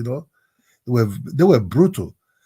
I don't think any single Africans will dare take that big boat on that sea. That sea is huge. And this little fishing boat they have to cross maybe their little territories. Especially I'm talking about the Mali Empire, whatever those Mali set of people which spring out of that, break out of the Songhai Empire. They are like horse people. People who fought on horse, moved by horse by the desert there. It doesn't mean that they have never seen the Mediterranean Sea and other things, but they didn't have the ability, which at that time the water was far more rough what you're seeing now. You understand me? Because if people that believe in climate change was not actually less than at that time. So the waves and even big boats were even collapsing. Up to today, big boats are still falling apart. So I don't think any single, I call it sub-Sahara, which is, I just use the word sub-Sahara to generalize the dark-skinned looking, Africans, you understand me? So they would not try that because if they would have done that, I think they would have come across the natives, and the native would have get used to them already when they start bringing them in that 60-something, 70-something by the Spanish, the French, and the Dutch. And you have to start, even the native that you have to get used to them by learning them, seeing their suffering, because what really communicates the native and the blacks together is a shared brutality that they experience, some of this Portuguese and the Spanish and that's actually it's just friendship of pain. They have to bear the pain together. They have to fight together. But say they ever see the black man? Hey, no, black men don't really go to that side. So but that doesn't mean that through the sense of being with people that some Black America don't have native they have, because of they be together for a long time around that territory. Mystery will surely take place. If white people can do it, the Indians can also do it. Modern world today, people are missing. So I'm even surprised that some Black America, for all those share of history, taking them out of their territory, there's no neighboring countries and everything, that some of them still have 80%, 70-something% Africans in them. By me to say the blacks were still able to hold on to themselves together than what you see in this modern time. So one thing I want to say is what you just said about like the Aztecs killing people and whatever that is, human sacrifice. They also said there was human sacrifice in Africa, in West Africa, especially, and in Yoruba tradition. So you can't you're right. You're right. What I'm talking about is the human sacrifice in Africa. Sometime, which actually it happened. You understand? I'm from the territory whereby I had that. It happened in that place where the British even came over there. I'm from Edo State. I had that even happen at that time. They're asking for the link, Dynast. I can't put the link. Oh no, let me. I'll put it in there. Give me a second. Yeah, I keep trying to put it on there, but it's not showing it. So, but so you're saying that human sacrifice didn't start until the Europeans came to South Africa? No. When I mean there were it's true that human sacrifice might be taking place in West Africa, especially that zone called Nigeria today. Yes, because the Europeans, when the British came over there, they said they met human hairs on the trees, but one thing we don't know about is, who are these human hairs? Are they catch-up soldiers? Are they criminals they want to death with? Or are they internal sacrifice to their gods for, we don't really know, you understand? But did it happen? Oh yes, it happened. There ain't nobody going to deny it, you understand me?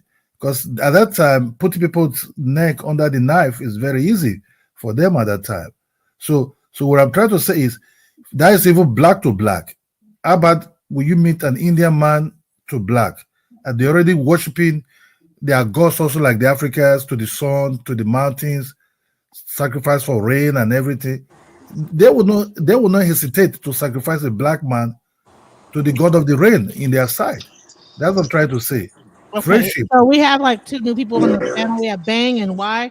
Why, when you're not talking, could you please put like your thing on mute? Because there's like background, but Bang. Background noise. Or you can mute them. Bang, Yeah, hello. Yeah. Hello. How y'all doing? Hey, how's it going? Dynast, man, I gotta tell you something, man. I never told you. I think this is my second time talking on your channel. Mm-hmm. You're the one that made me discover Ogun. Okay. Yeah, because for instance, I'm from Sierra Leone. They do like the hunting society and all that. Yeah, I never. I'm part of Secret Society. I'm part of Secret Society. Yeah. So I never, understood that, because a lot of us, we're not taught that because we never in it. And then plus, I've been in this country for a while, since 1998. Mm-hmm. So like, I was watching your channel one day, and you were like, that's actually like a goon in Sierra Leone, but it came from Nigeria. I said, oh, yeah. So the story of Nigeria. I'm not Nigeria, Sierra Leone. With the slave ships that were intercepted by the British, the slaves that are on those ships, they were brought to Freetown. Yeah, exactly. So in Freetown, you have a mixture of Yoruba, Congo, Igbo, Angola, so it's all right there. So the secret society I'm part of in Freetown is Yoruba. It's a Yoruba secret society. So Oh, okay. Yeah. So I was like, oh my God, like how like how the hell I never knew about it. But then by me doing my research and I found out about the whole thing, about the whole hunting society and what Ogun is actually. And then I was amazed. And then it was because of you. no, And I then the appreciate funny thing is, you being a Black American, and then me being from the continent, you knew way more than me, way more than me. And then for me to discover it, it was because of you. You know what I'm trying to say? So I got right. to give you a big props for that as I well. appreciate it. Thank you. Yeah, I never said it, but I had to say that. So big props to you. And then the whole thing, like the whole hunting. And then they bring the food, and then they start doing the clapping and all that, the chanting and all that. It's wow. It's wow. Have It's you? not What's the last time you've been to Sierra Leone? about 2 years now. Have you ever been to like a hunting society? No. I haven't. But like, I went to one back in 2019, and so you can't video, but I recorded on my phone the actual drumming. I'm telling you, man. It's like, Man, man. yeah, because check this out, right? Like you have blacks up here. They talking about like the cookout and all that. They playing music and stuff like that, right? Like you have some of these blacks up here. They try to play down everything, right? You can't get better than that because those guys, they go in the bush and kill their animal and then bring it and then have what I'm trying to say, a ceremony around it too as well, and then make music in it as well without no music instruments. When I said that music was off the chain, like I said, I was able to record the music, but I couldn't record my camera. When I said that music was off the chain, I wish. Man, I don't have. People don't know. Like people don't know. Like I was like, how you gonna compare that to like a cookout where you just play a music that come from recording studio and everything? Mm-hmm. Yeah, you know what I'm saying? Like I just don't get that sometimes. But back to the point, right? Like, where do you grow up? Right? You grew up in the bigger city of Sierra Leone? No. I left Sierra Leone when I was young because I came in. But you live in the village? No, I never did. I never did. Okay. So the thing is, my folks came in early, so I came in super young. So I started second grade in this country. So you know what I'm trying to say. And then plus, I don't think I had enough time for me to like, what I'm trying to say. Yeah, for me to like understand all these things, because when you're up here, a lot of time, like African families, they try to keep you away from stuff like that, especially like society. Like once they bring you up here, it's something like they don't talk to you about. It just kept within themselves, or people that's already initiate in their society. You know what I'm trying to say? Yeah. So like a lot of black people that's from Africa, they don't know about it. Like me, I had to do all my research. If you know what I'm trying to say. So my research led to you, and then that's how I discovered what's Ogun. Because one day I would listen to the song, and then the guy was saying Ogun something, like they kept on praising the Ogun. I was like, what the hell is Ogun? And then I went to your channel. You was talking about, oh, they have Ogun in Sierra Leone. So I have a friend that's Nigerian. He was Yoruba. So I asked him, I said, what's Ogun or Ogun? So I started playing the music. He said, okay, well, Ogun is a word of God. God, right? And then so I was like, okay, well, then I played the song for him. He's like, what they doing is they worship the Ogun. I said, oh, so the whole time the Ogun is the spiritual aspect, like when you go to like war or like hunting, and then they bring the wild animal and all that, and then they start singing and dancing. I said, oh my God, it was because of you. That's how I discovered Ogun. Appreciate it. Thank you. That's how I discovered Ogun. It's coming from hold on, real quick. That's from the continent. You know what I'm trying to say? And then I discovered because of you. Right, Shay, that's beautiful. So you see, this is a true story. And then another point, right? I got to put in, right. Wait, before you make your other point, because we do have Cosmic Chaos, and then after he makes his point, you can come back and make your other point. Welcome to the panel, Cosmic Chaos. Welcome to Alchemizing Energy. Oh, Hold on, I thought I was calling Uhuru. Well, Okay. I'm here. I'm here. Go ahead. Well, I would Cosmic Dynast knows me. I'm Cosmic Chaos. I would like to reply to Ola and also you, Dynast. And this idea that Africans did not make it to America is really false. There are a lot of evidences out there that shows that Africans were here.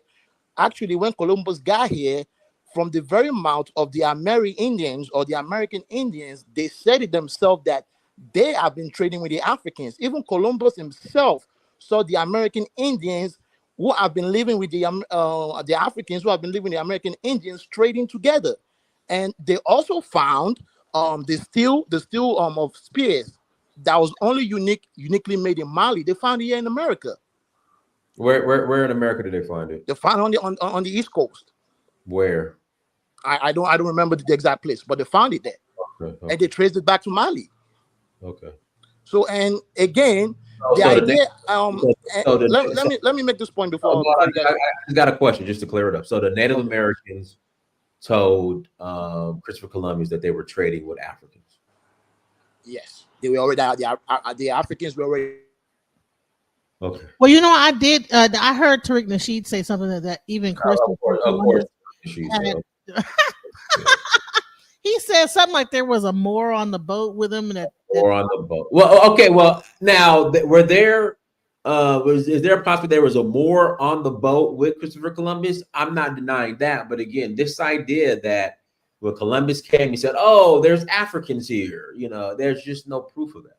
Well, I think it was a book that he brought up. I wish I had the book right now. I wasn't even ready for that. Go ahead. But Madara, we have like Madara and Iyamami. Madara, did you have something you want to say? Yeah, I have something to say. I mean, I've been listening to this interview today. I kind of enjoyed it. It seems like a culmination of or consolidation of all dynasties, lessons and travels and all that kind of stuff.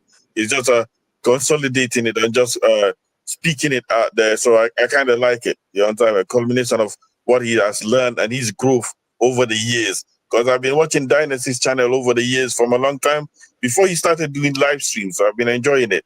Now, now what I gotta say is I like what he says as in maybe our gift. When I say our gifts are in the spiritual.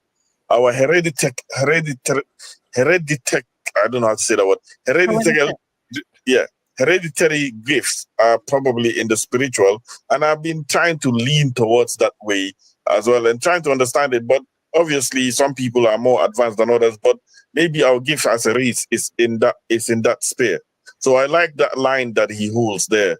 But one thing I gotta say to Dinah, throughout your travels, which country in West Africa cooks the best food ever and all that stuff?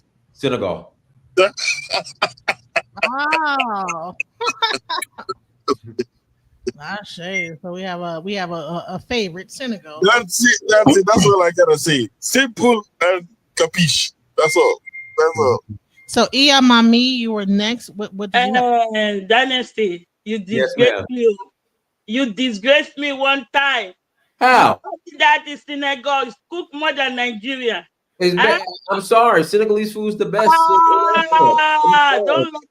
Don't let our people to hear. They will be angry. Trust me, I've already been threatened to be kicked, to be deported to Nigeria. I've already been threatened. They know. You be eat some Yoruba people food. You will be eating of food. I'm in Yoruba land all the time. I eat that goosey. Man, if you eat some grandma food, you will be asking them, Mama, can you package this for me to travel? Because you have to eat some food that you will like. Man, forget to. Have you eaten in Ogun State? If you eat some food, you will be asking them, oh, can you package this for me to travel? Well, Mommy, you tell me when I go back to Nigeria, you tell me where to go. I'll go and get the food. You just tell me. No problem. If you go to Abeokuta, Ake, Itoku, there are some old people who they cook organic food. They don't use machine. They use their hand to cook to melt the pepper. and they'll cook natural. They don't use this kind of our pot to cook. They use mud to cook. You know that olden day smoke, they use it to cook. And that thing is very good for our body. That's why they stay longer. Most of them in my homeland in Ogun State, they stay over 90, 100 because they cook natural. They use stone to grind their pepper. They don't take their food to the machine. So, number one, you make me so angry, so sad that Nigeria don't cook. We cook. If you eat some people food, if not because you live far away, I live in Texas here. If I cook for you, my husband don't eat outside. He always come back home to eat. So we cook different. I grown up with the old people, so I cook like the olden people. So I don't cook like I cook natural, organic food. All right. So thank you, mommy. Mr. Ola, I want to say something about you say Yoruba do woman sacrifice. Not any Orisha in Yoruba land do woman sacrifice. Any Osha in Yoruba land, they don't take any woman being blood. So number one, let me put it straight for each and every one that is listening. Any Orisha in Yoruba land don't take woman being blood.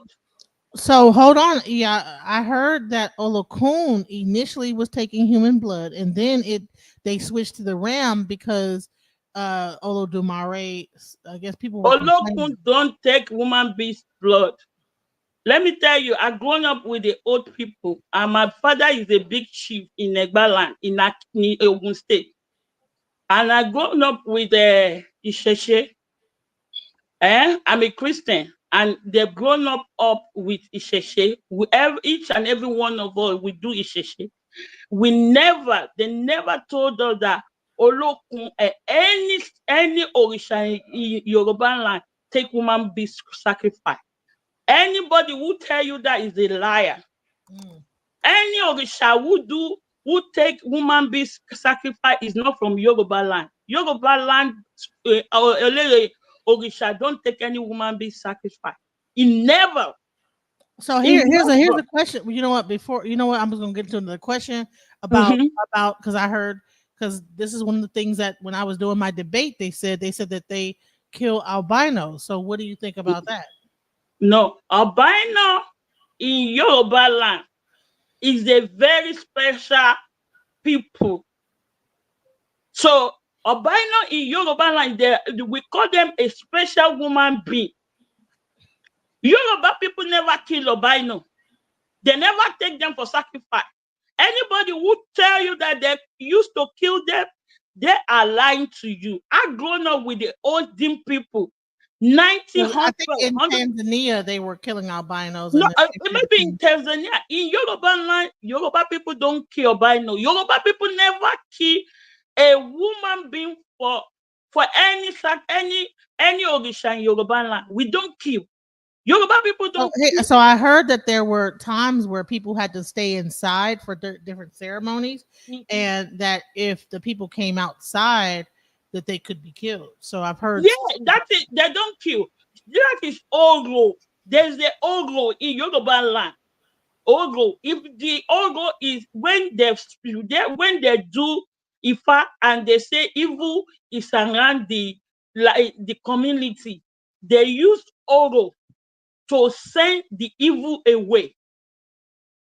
That's why they say woman should not come outside. It's only man can see. And man who can see the Oro, he have to initiate. He have to come, he have to be initiated before. So if any woman see Oro, they will not kill him.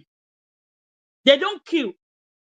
Only that woman will be on a sickness, and it will take a time for the woman to be well. They never, any Yoruba land God, they never take blood. I live in America here. If I wake up in the morning, I bow my head down for Eledumare. I talk what I want for Eledumare to do for me, and he will do it for me. That include my children. I believe that Eledumare is with me. I bow my head down. I talk what I want to talk to Eledumare before I talk to anybody, and I will talk to Eledumare. I will hold my hair. I will talk to Eledami, my hair, and definitely will do it for me because I have Isheshe in my blood. I'm Yoruba, and I know what I need to do. So anybody who say, Yoruba, God take a woman being blood, that is a fake big lie. Any God in Yoruba land don't take any blood. Ogun don't take blood. Ogun take dog. If they want to do Ogun Day in Yoruba land, they kill dog to give Ogun. So dog is not ordinary dog that is a pet at home. They go into the forest. Forests have their own dog. They use that dog to do Ogun, to give Ogun. Right. So I can't take my Chihuahua and do Ogun. No. So listen. I know you have a lot to say, so I want you to still stay on here and come back and say. But we have Kyle. I want to give him a chance to say something too. Thank you. Go ahead, Kyle.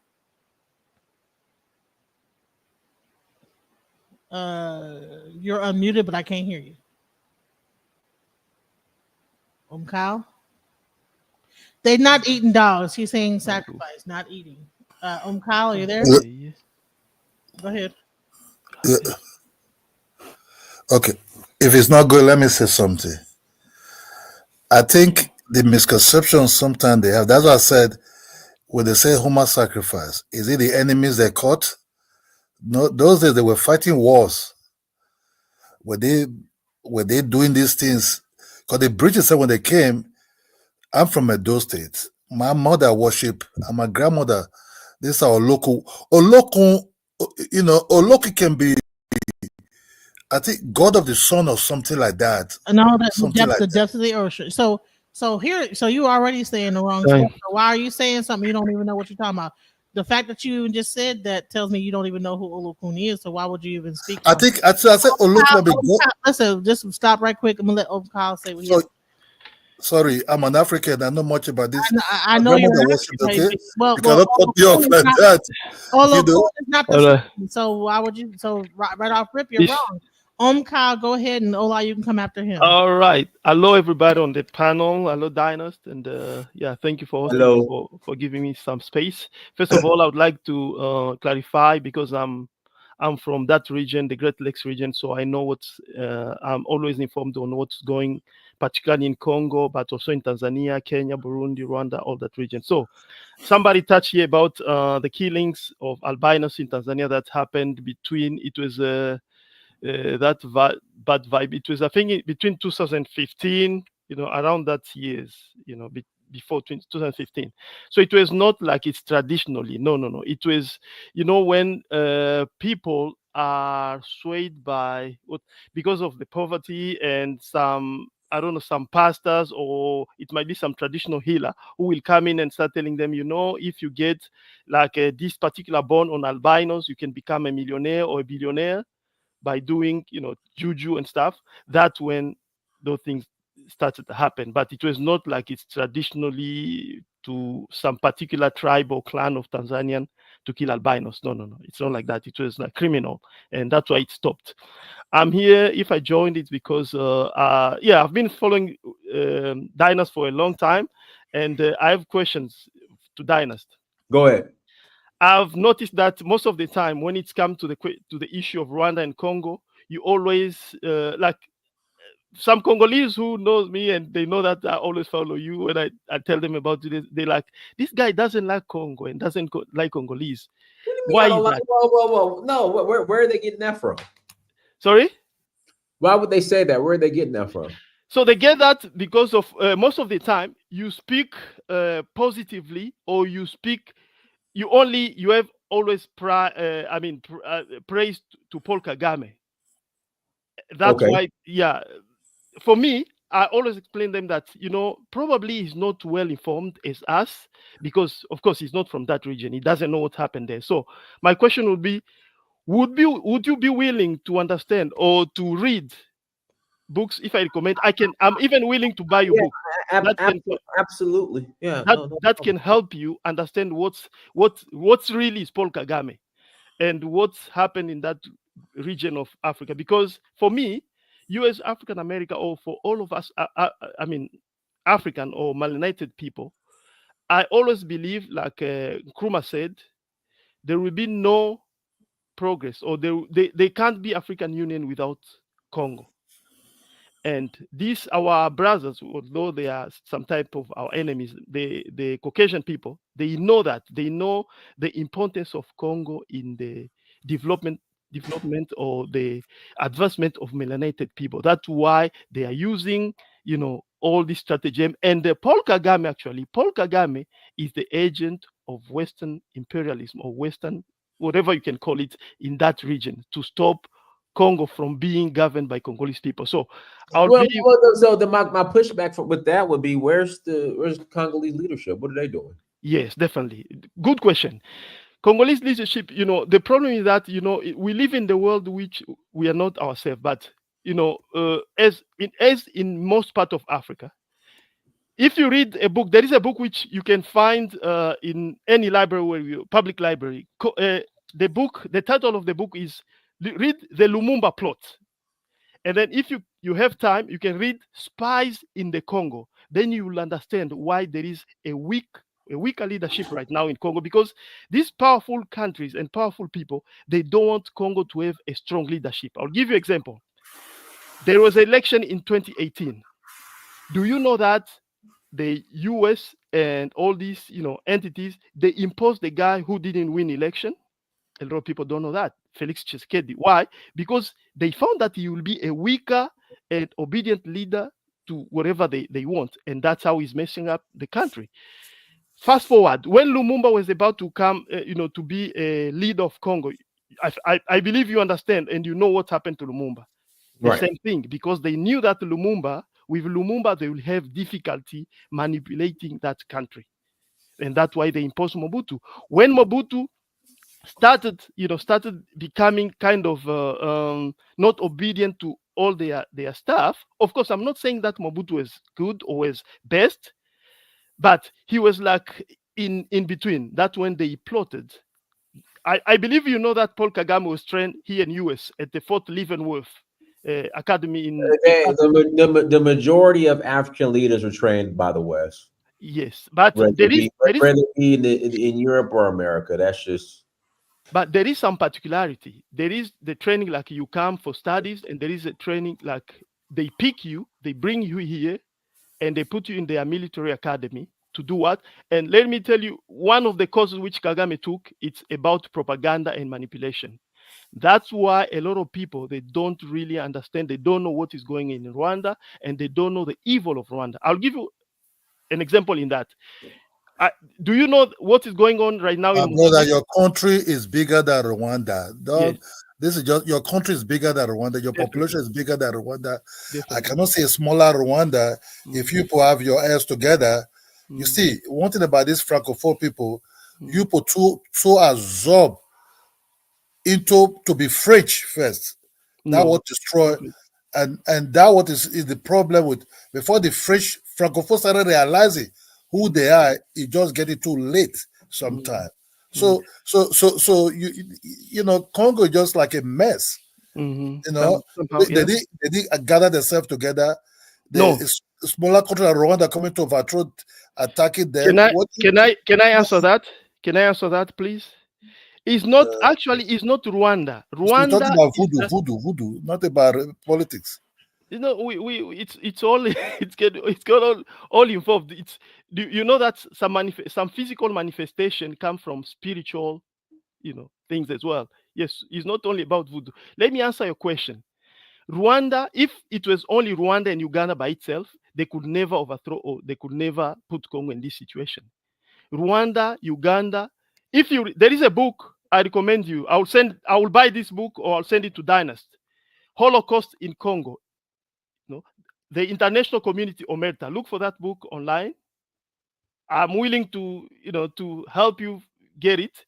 You'll understand that it's the United States and the United States, Great Britain, Australia to some extent, and Canada that engineered all this mess in Congo since the 1994. Actually, if you read another book, In Praise of Blood, The Crimes of the Rwandan Patriotic Front, it was written by one of the great investigative journalists right now. Actually, even the genocide in Rwanda was like a stepping stone. My brother, when they talk about juju, voodoo, Congo politics will never end. It's too long.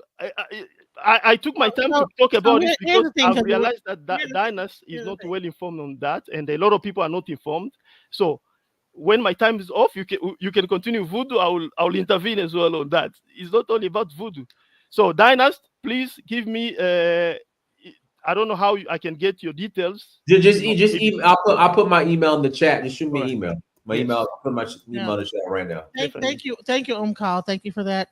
So was it Ola and then Mami wanted to finish what she had to say. Bang, do you have something to say? Yeah, then I have to go in about 20 minutes. So just okay. So we'll have like some final words real quick, and then we'll slow it down. So I was saying Oloku, because I'm from an area whereby they worship Oloku, Ogun. I grew up with my grandmother worshiping these gods. They wear white and white. They have they dance with the drums. I think I don't know, some of them they pray to the what we call the god of the sun. I think Oloku might be the god of the sea. You understand? It might be Mami water, but they also pray to the god of the sun, also called Olele. You understand me? Orisha, that's what I don't know nothing about, because where I'm from, they don't really mention Orisha there, really. Like that. Are you Yoruba? Where are you? I'm in Edo State. He's Edo. Edo and Yoruba share some similar type of religion, but the Orisha part of it, which I don't know nothing about, but the Ogun part of it, Ogun protect the community. It's not just it's not something you cannot really come if you swear with Ogun and you did something wrong, you did admit you did the thing wrong, and they have to swear with that something. It's a very dangerous God. They have to always cool him down always. They have to always cool him down. You can refer Ogun almost to the god of thunder. It's something that you must have to always cool down. It protects. It just protects the community. Like, almost like the police. He's like the police of the community. Yeah, it's a violent God. You must have to cool him down by giving him all kind of prayers, like that lady said, killing dog, or giving some this Hennessy, the local gene of Africans. And so what is your religion, Ola? I'm not really. I can't call myself Christian because my ancestors did worship that God until the white man came over there. There was nothing like Christianity in Africa, in West Africa, before the white man came. This white man that came. Christianity did not exist before the white man came. The region I'm from. So would you say that the Africans that were actually brought from America, when they don't know nothing about Jesus Christ? They did not know about Jesus Christ at all. The Jesus Christ was being brought. Did they know about Moses? No. I beg to differ. No, hold on. There's nothing like my grandfather being introduced to who was worshiping Waka Osu and worshiping all these gods of the god of the iron called Ogun is god of iron anyway. So the main thing I'm trying to understand. So even when I even brought the Prince, they don't know nothing about Jesus Christ. They don't know nothing about Moses. So I was trying to understand, because here's the thing. These are people. Hold on. Let me explain. The narrative in America is that we came from either Israel or Arab, and then it well, not we, but that people migrated from Mecca or from Israel or from Egypt into Ife and then came to America. The only thing is that, like, so if that's the case, then how does Ifa come into play in this situation? Now you have some people that say that Ifa in Arabia was the mystical system in Arabia, and that there was a connection between Israel and all this other stuff. Yeah. So the thing I was really trying to get to the bottom of is to find out if this was true or not. Now I'm finding out. They're not like God. They're not like Jesus Christ. The Igbos worship the earth, which is big trees, and the earth Right. for good festival, for good yam and everything. In West Africa, I'm talking about Nigeria now, which is generally the whole of West Africa anyway. They're not like Jesus Christ. They're not like Moses. They're not like Abraham. The only thing they know how to worship is to worship these are gods for fertility, to bring rain, for good crops to grow, and pray for the earth to be calm and happiness and good luck. So now let me just say, is that Can I intervene there? Can I intervene in hold there? on. Okay, I'll let you come after Iya Mami because Iya has Iya in her name, so that I believe that she might be initiated, right? Iya, am I right or wrong? Iya? I'm not initiating, only that I've grown up with people. My father is initiating to the Ogbonis, and I've grown up with them, and I entered the Igbale with them. So is I know, is correct, or is there like some context missing? Yes or no? like what? There is some context missing, What I he believe. just said, is there something missing in what he's saying? He's saying they just worship the earth. They like just did rain We dance. have from the beginning of Yoruba, from beginning of Nigeria, we have each religion. Yoruba have their own God. Igbo have their own God. Only that what I know, I know my own God. We worship so many. We all our gods in Yoruba. Each family have their own God. Oya, we worship God of water in my family. Oshun, we have everything. So every family in Yoruba land have their own God. My husband family have their own God. Each family in Yoruba have their own God. So anybody who say, was there a main? So did they all worship Olodumare, or did they only worship? We all worship Eledumare because Eledumare is the God of creation. So we believe in Eledumare because all of these, whether it be from one place to another, all worship Olodumare. But then there were other gods within that they would or Orisha within that. Ola. Okay, so Ola, what were you going to say now, Ola? I don't know much about Olodumare but I know about Osun. Because my grandfather worship Osun. My grandmother was worshiping Olokun. That is mostly for women. God, you understand? Women worship these things. You see that with a very long white something like that. You know, the Yoruba have the same thing, Mr. Man. Olokun, America, Black America call Oshun Olokun. Our Yoruba people we call her Oshun. Awedeme Oshun Alagbo. Black America call them Olokun. We Yoruba call them Oshun Awedeme. I'm sorry. Are you speaking in English? I'm sorry. No, because I'm saying that Black America call Oshun Olokun. No, they don't. Nope. No, they call them Olokun. We Yoruba. No, Olokun. Okay, let me explain what we understand. Oshun is the goddess of the rivers and fresh water. Olokun is the Orisha of the depths of the sea. Yamaya is the top of the sea. So Olokun is like almost the first graveyard that existed, and like we're like the bottom, the darkness of the ocean. You know, that is what we understand what Olokun is. The depth of the ocean.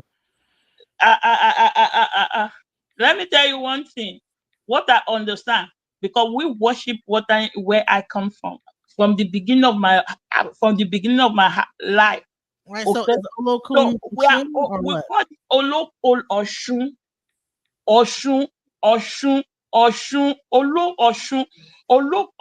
and Olokun are the same thing.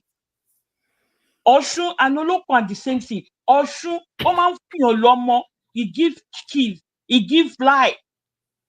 If you're looking for a child, you go to Oshun, he will give you.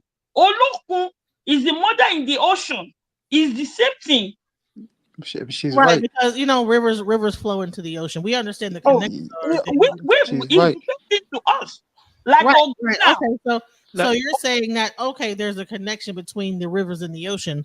However, what we understood is If a local give you a child, don't allow that child to be coming close to the sea. That's just the truth.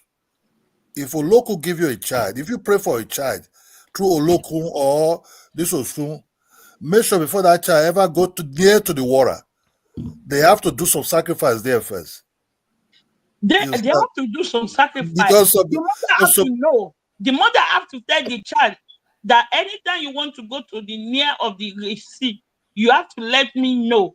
Because they have to do the sacrifice to make sure that nothing happens to that child while they're close to the ocean. Okay. Yeah, so the local will not take it back. Right, Ashe. So listen, Bang, do you have something you want to say? Because Iya spoke, Omkal spoke, Ola spoke. Yeah, I would like to add something there on.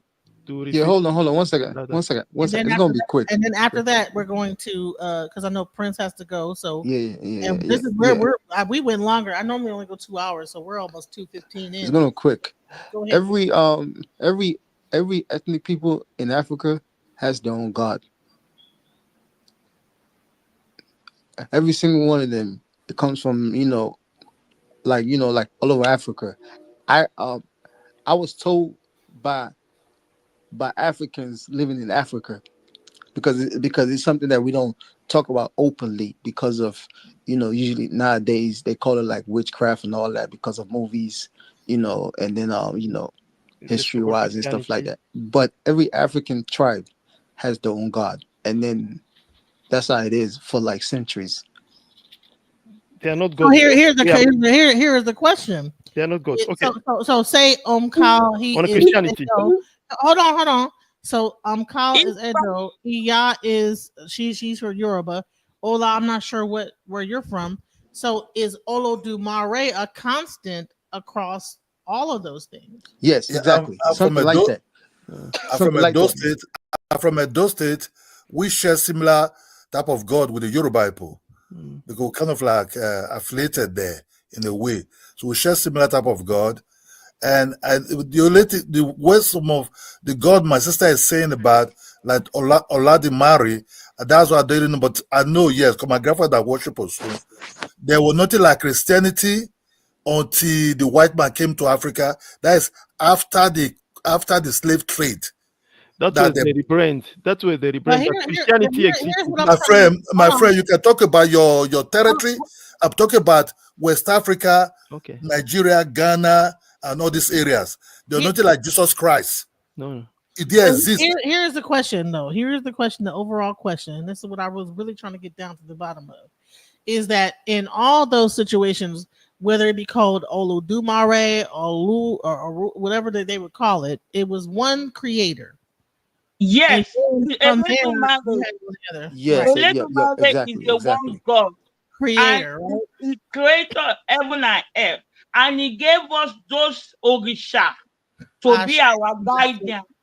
And that is kind of like a constant throughout Africa in different, at least West Africa. I'm not sure. At least West, I don't know about another country. At least West Africa, like my brother said, each family in Nigeria, we have our own God we worship. Yep. So that is we true. have our own God, and our God is our guardian. Like what I told you earlier on, if I wake up in the morning, I bend my head down, I talk to Eledumare. Not that I will carry Bible, I start praying and casting. Chaka. Here's the thing: is that in African understanding, you could talk directly to Olodumare. You don't need to do Orisha, right? Yeah, you can talk direct to Eledumare. Whether you get a divination or not, you could actually. You can get divination or not. Only that you have to believe, because you have the blood. You have the blood inside of you. You can talk direct. Ashe. So listen. Yeah, that's why. Let me add something real quick, please. Let me add something real quick. That's why, like Africans, like say for instance, right? when like Africans say, "Oh, I'm gonna do this to you because you did this to me," right? Like Africans are more terrified of their gods. Like, you know what I'm trying to say? Like, say for instance, like someone takes something for me, right? Or like stole all my money, right? I'm gonna go tell my God to do this to them. So like typical Africans, they are terrified of that because Because they we know know, the God we serve. yeah, Because we know because the God we they know it's true. It's true. Every tribe has their own God. That's what every tribe has their own God. Like typical Africans, they not even like every single one of them, they will get terrified of that. Terrified. They are scared. Okay, so man, this is a really good panel. You know, and I know Prince has to go Can somewhere, and I don't want to like make it too long. can I react 30 minutes? I mean 30 seconds. 30 seconds. That's like Yes. go ahead. Yeah, like so if you study all this the system of all of us African, of course every tribe, as you said, have their own god. But when you go deeper in studying all these tribes all of Africa, you'll find that it's not really the the supreme god. It's like there is all of us, we believe in like in one god, but now we in our tradition and culture, we don't speak to that God straight away. There is like the intermediary between us human and God. That's what now it's for every tribe. There is a difference. That's how it is. All And right. So what Iya is saying is that in Yoruba, you could talk directly to Olodumare based on your faith and your belief. Now you're saying that no, it doesn't. So we're gonna have to do a part two of this because now it's getting into confusion. You know what I'm saying? and also Christianity existed in Africa, but not in this rebranding the way how the West and the European brought back to us. No, it was Mr. Man, let me tell you, as a it's Yoruba, contrast. and I have blood of Yoruba, I can talk to my God. Yeah, I have the divination to talk to my God. I can wake up early in the morning, bow down for Eledumare and tell Eledumare what I want. I've been doing it for so many years, and I thank God for Eledumare. It's been answering my prayer. that's the I creator. didn't run. Let me tell you, I come from a Christian home. They brought us up both tradition and Christianity. So Good we for have you. to know when we go to church, we come back, we do our worship we worship our water. Every year we go to our stream, we do the worshiping for the water. People come from diaspora here to Nigeria, to my village, we do it. We are not ashamed of it. And on Sunday, So we what you're carry our saying Bible and is go that, to okay, church. so let's sum this up because I know that Prince has My to go. So father, my father was the first. My listen. father was the So first person. thank you. My father was the first person that been introduced to Christianity by going to the school. There's a read called China Achebe, who said when the white man came, he asked, "Close your eyes." The black Give him man, the the Bible. black man opened his the black man closed his eyes. By the time the black man opened his eyes, the white man have already given him the Bible, and the white man got the land. Brilliant, yeah. You know what I'm saying? So I they know. didn't know nothing about Christianity. They know nothing about Jesus Christ. The name Jesus Christ was never in their memory. It was after the colonization, after this, during the slave trade, after the slave trade, to colonize them, they have to come with that Bible.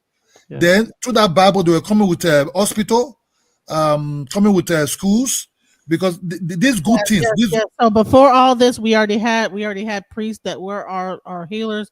We had That's what I'm trying to say. Our grandfather lived long. Yeah, When I can recommend one book. I can when they recommend one book. worship our God. The African Origin of Christianity. If anybody want to know that Christianity exists and how it existed, not in this way how European brought to us, read that book. Christianity, they're not like Christianity. Christianity is a Jewish religion.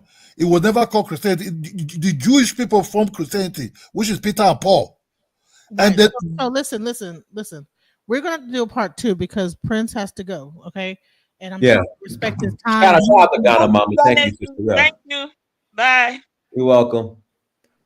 So I've been trying to like get control of everybody, but listen, Prince, this turned out to be a very, very interesting conversation. You know, I think that it's much needed. We probably need to do a part two. I mean, what do you think? Yeah. I'm down. Let me know. Right. So thank you so much for being a part of the Alchemizing Energy podcast. Thank you for the chat. Thank you for everybody that was involved. What is your final words? What do you want to say before we hey, thank you for having me. And until next time, guys, make sure you visit Africa. Come join me on an experience in Africa. And once again, thank you for having me. If you're not subscribed, please subscribe. And we'll be going live tomorrow. And then on Tuesday, we'll definitely be going live for the election coverage on my channel. Search for Uhuru. And listen, for me, I am Alchemizing Energy. If you check out my YouTube channel, at Alchemizing Energy, I do focus on like religious topics like this because I'm really trying to. And he has his search for Uhuru. I got my search for the truth, that I'm trying to find. So I think that this is a great collaboration that we just did. You know what I'm saying? Cam wrong, whatever. You know what I'm saying? I'm a pass, we good. But there's plenty of people that said they love what we did today, and I'm very appreciative of the chat and very appreciative of everything that happened today. Shouts out to Dynast Amir and Searching for Uhuru. Peace out and good night. All right, peace. Alchemize your energy. Darling, let your spirit be free. Don't give up. Keep on pushing through. Now is the time. It's all up to you. Alchemize your energy. My friend, let your spirit be free. Don't give up, keep on pushing through. Now is the time, it's all up to you.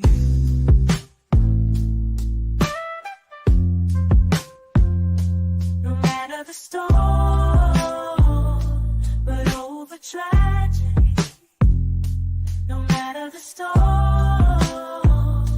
but over tragedy. No matter the storm, we will always take flight. Keep on pushing through the darkness of night. There's no limit, let's reach for the sky. Shine so bright, from darkness to light.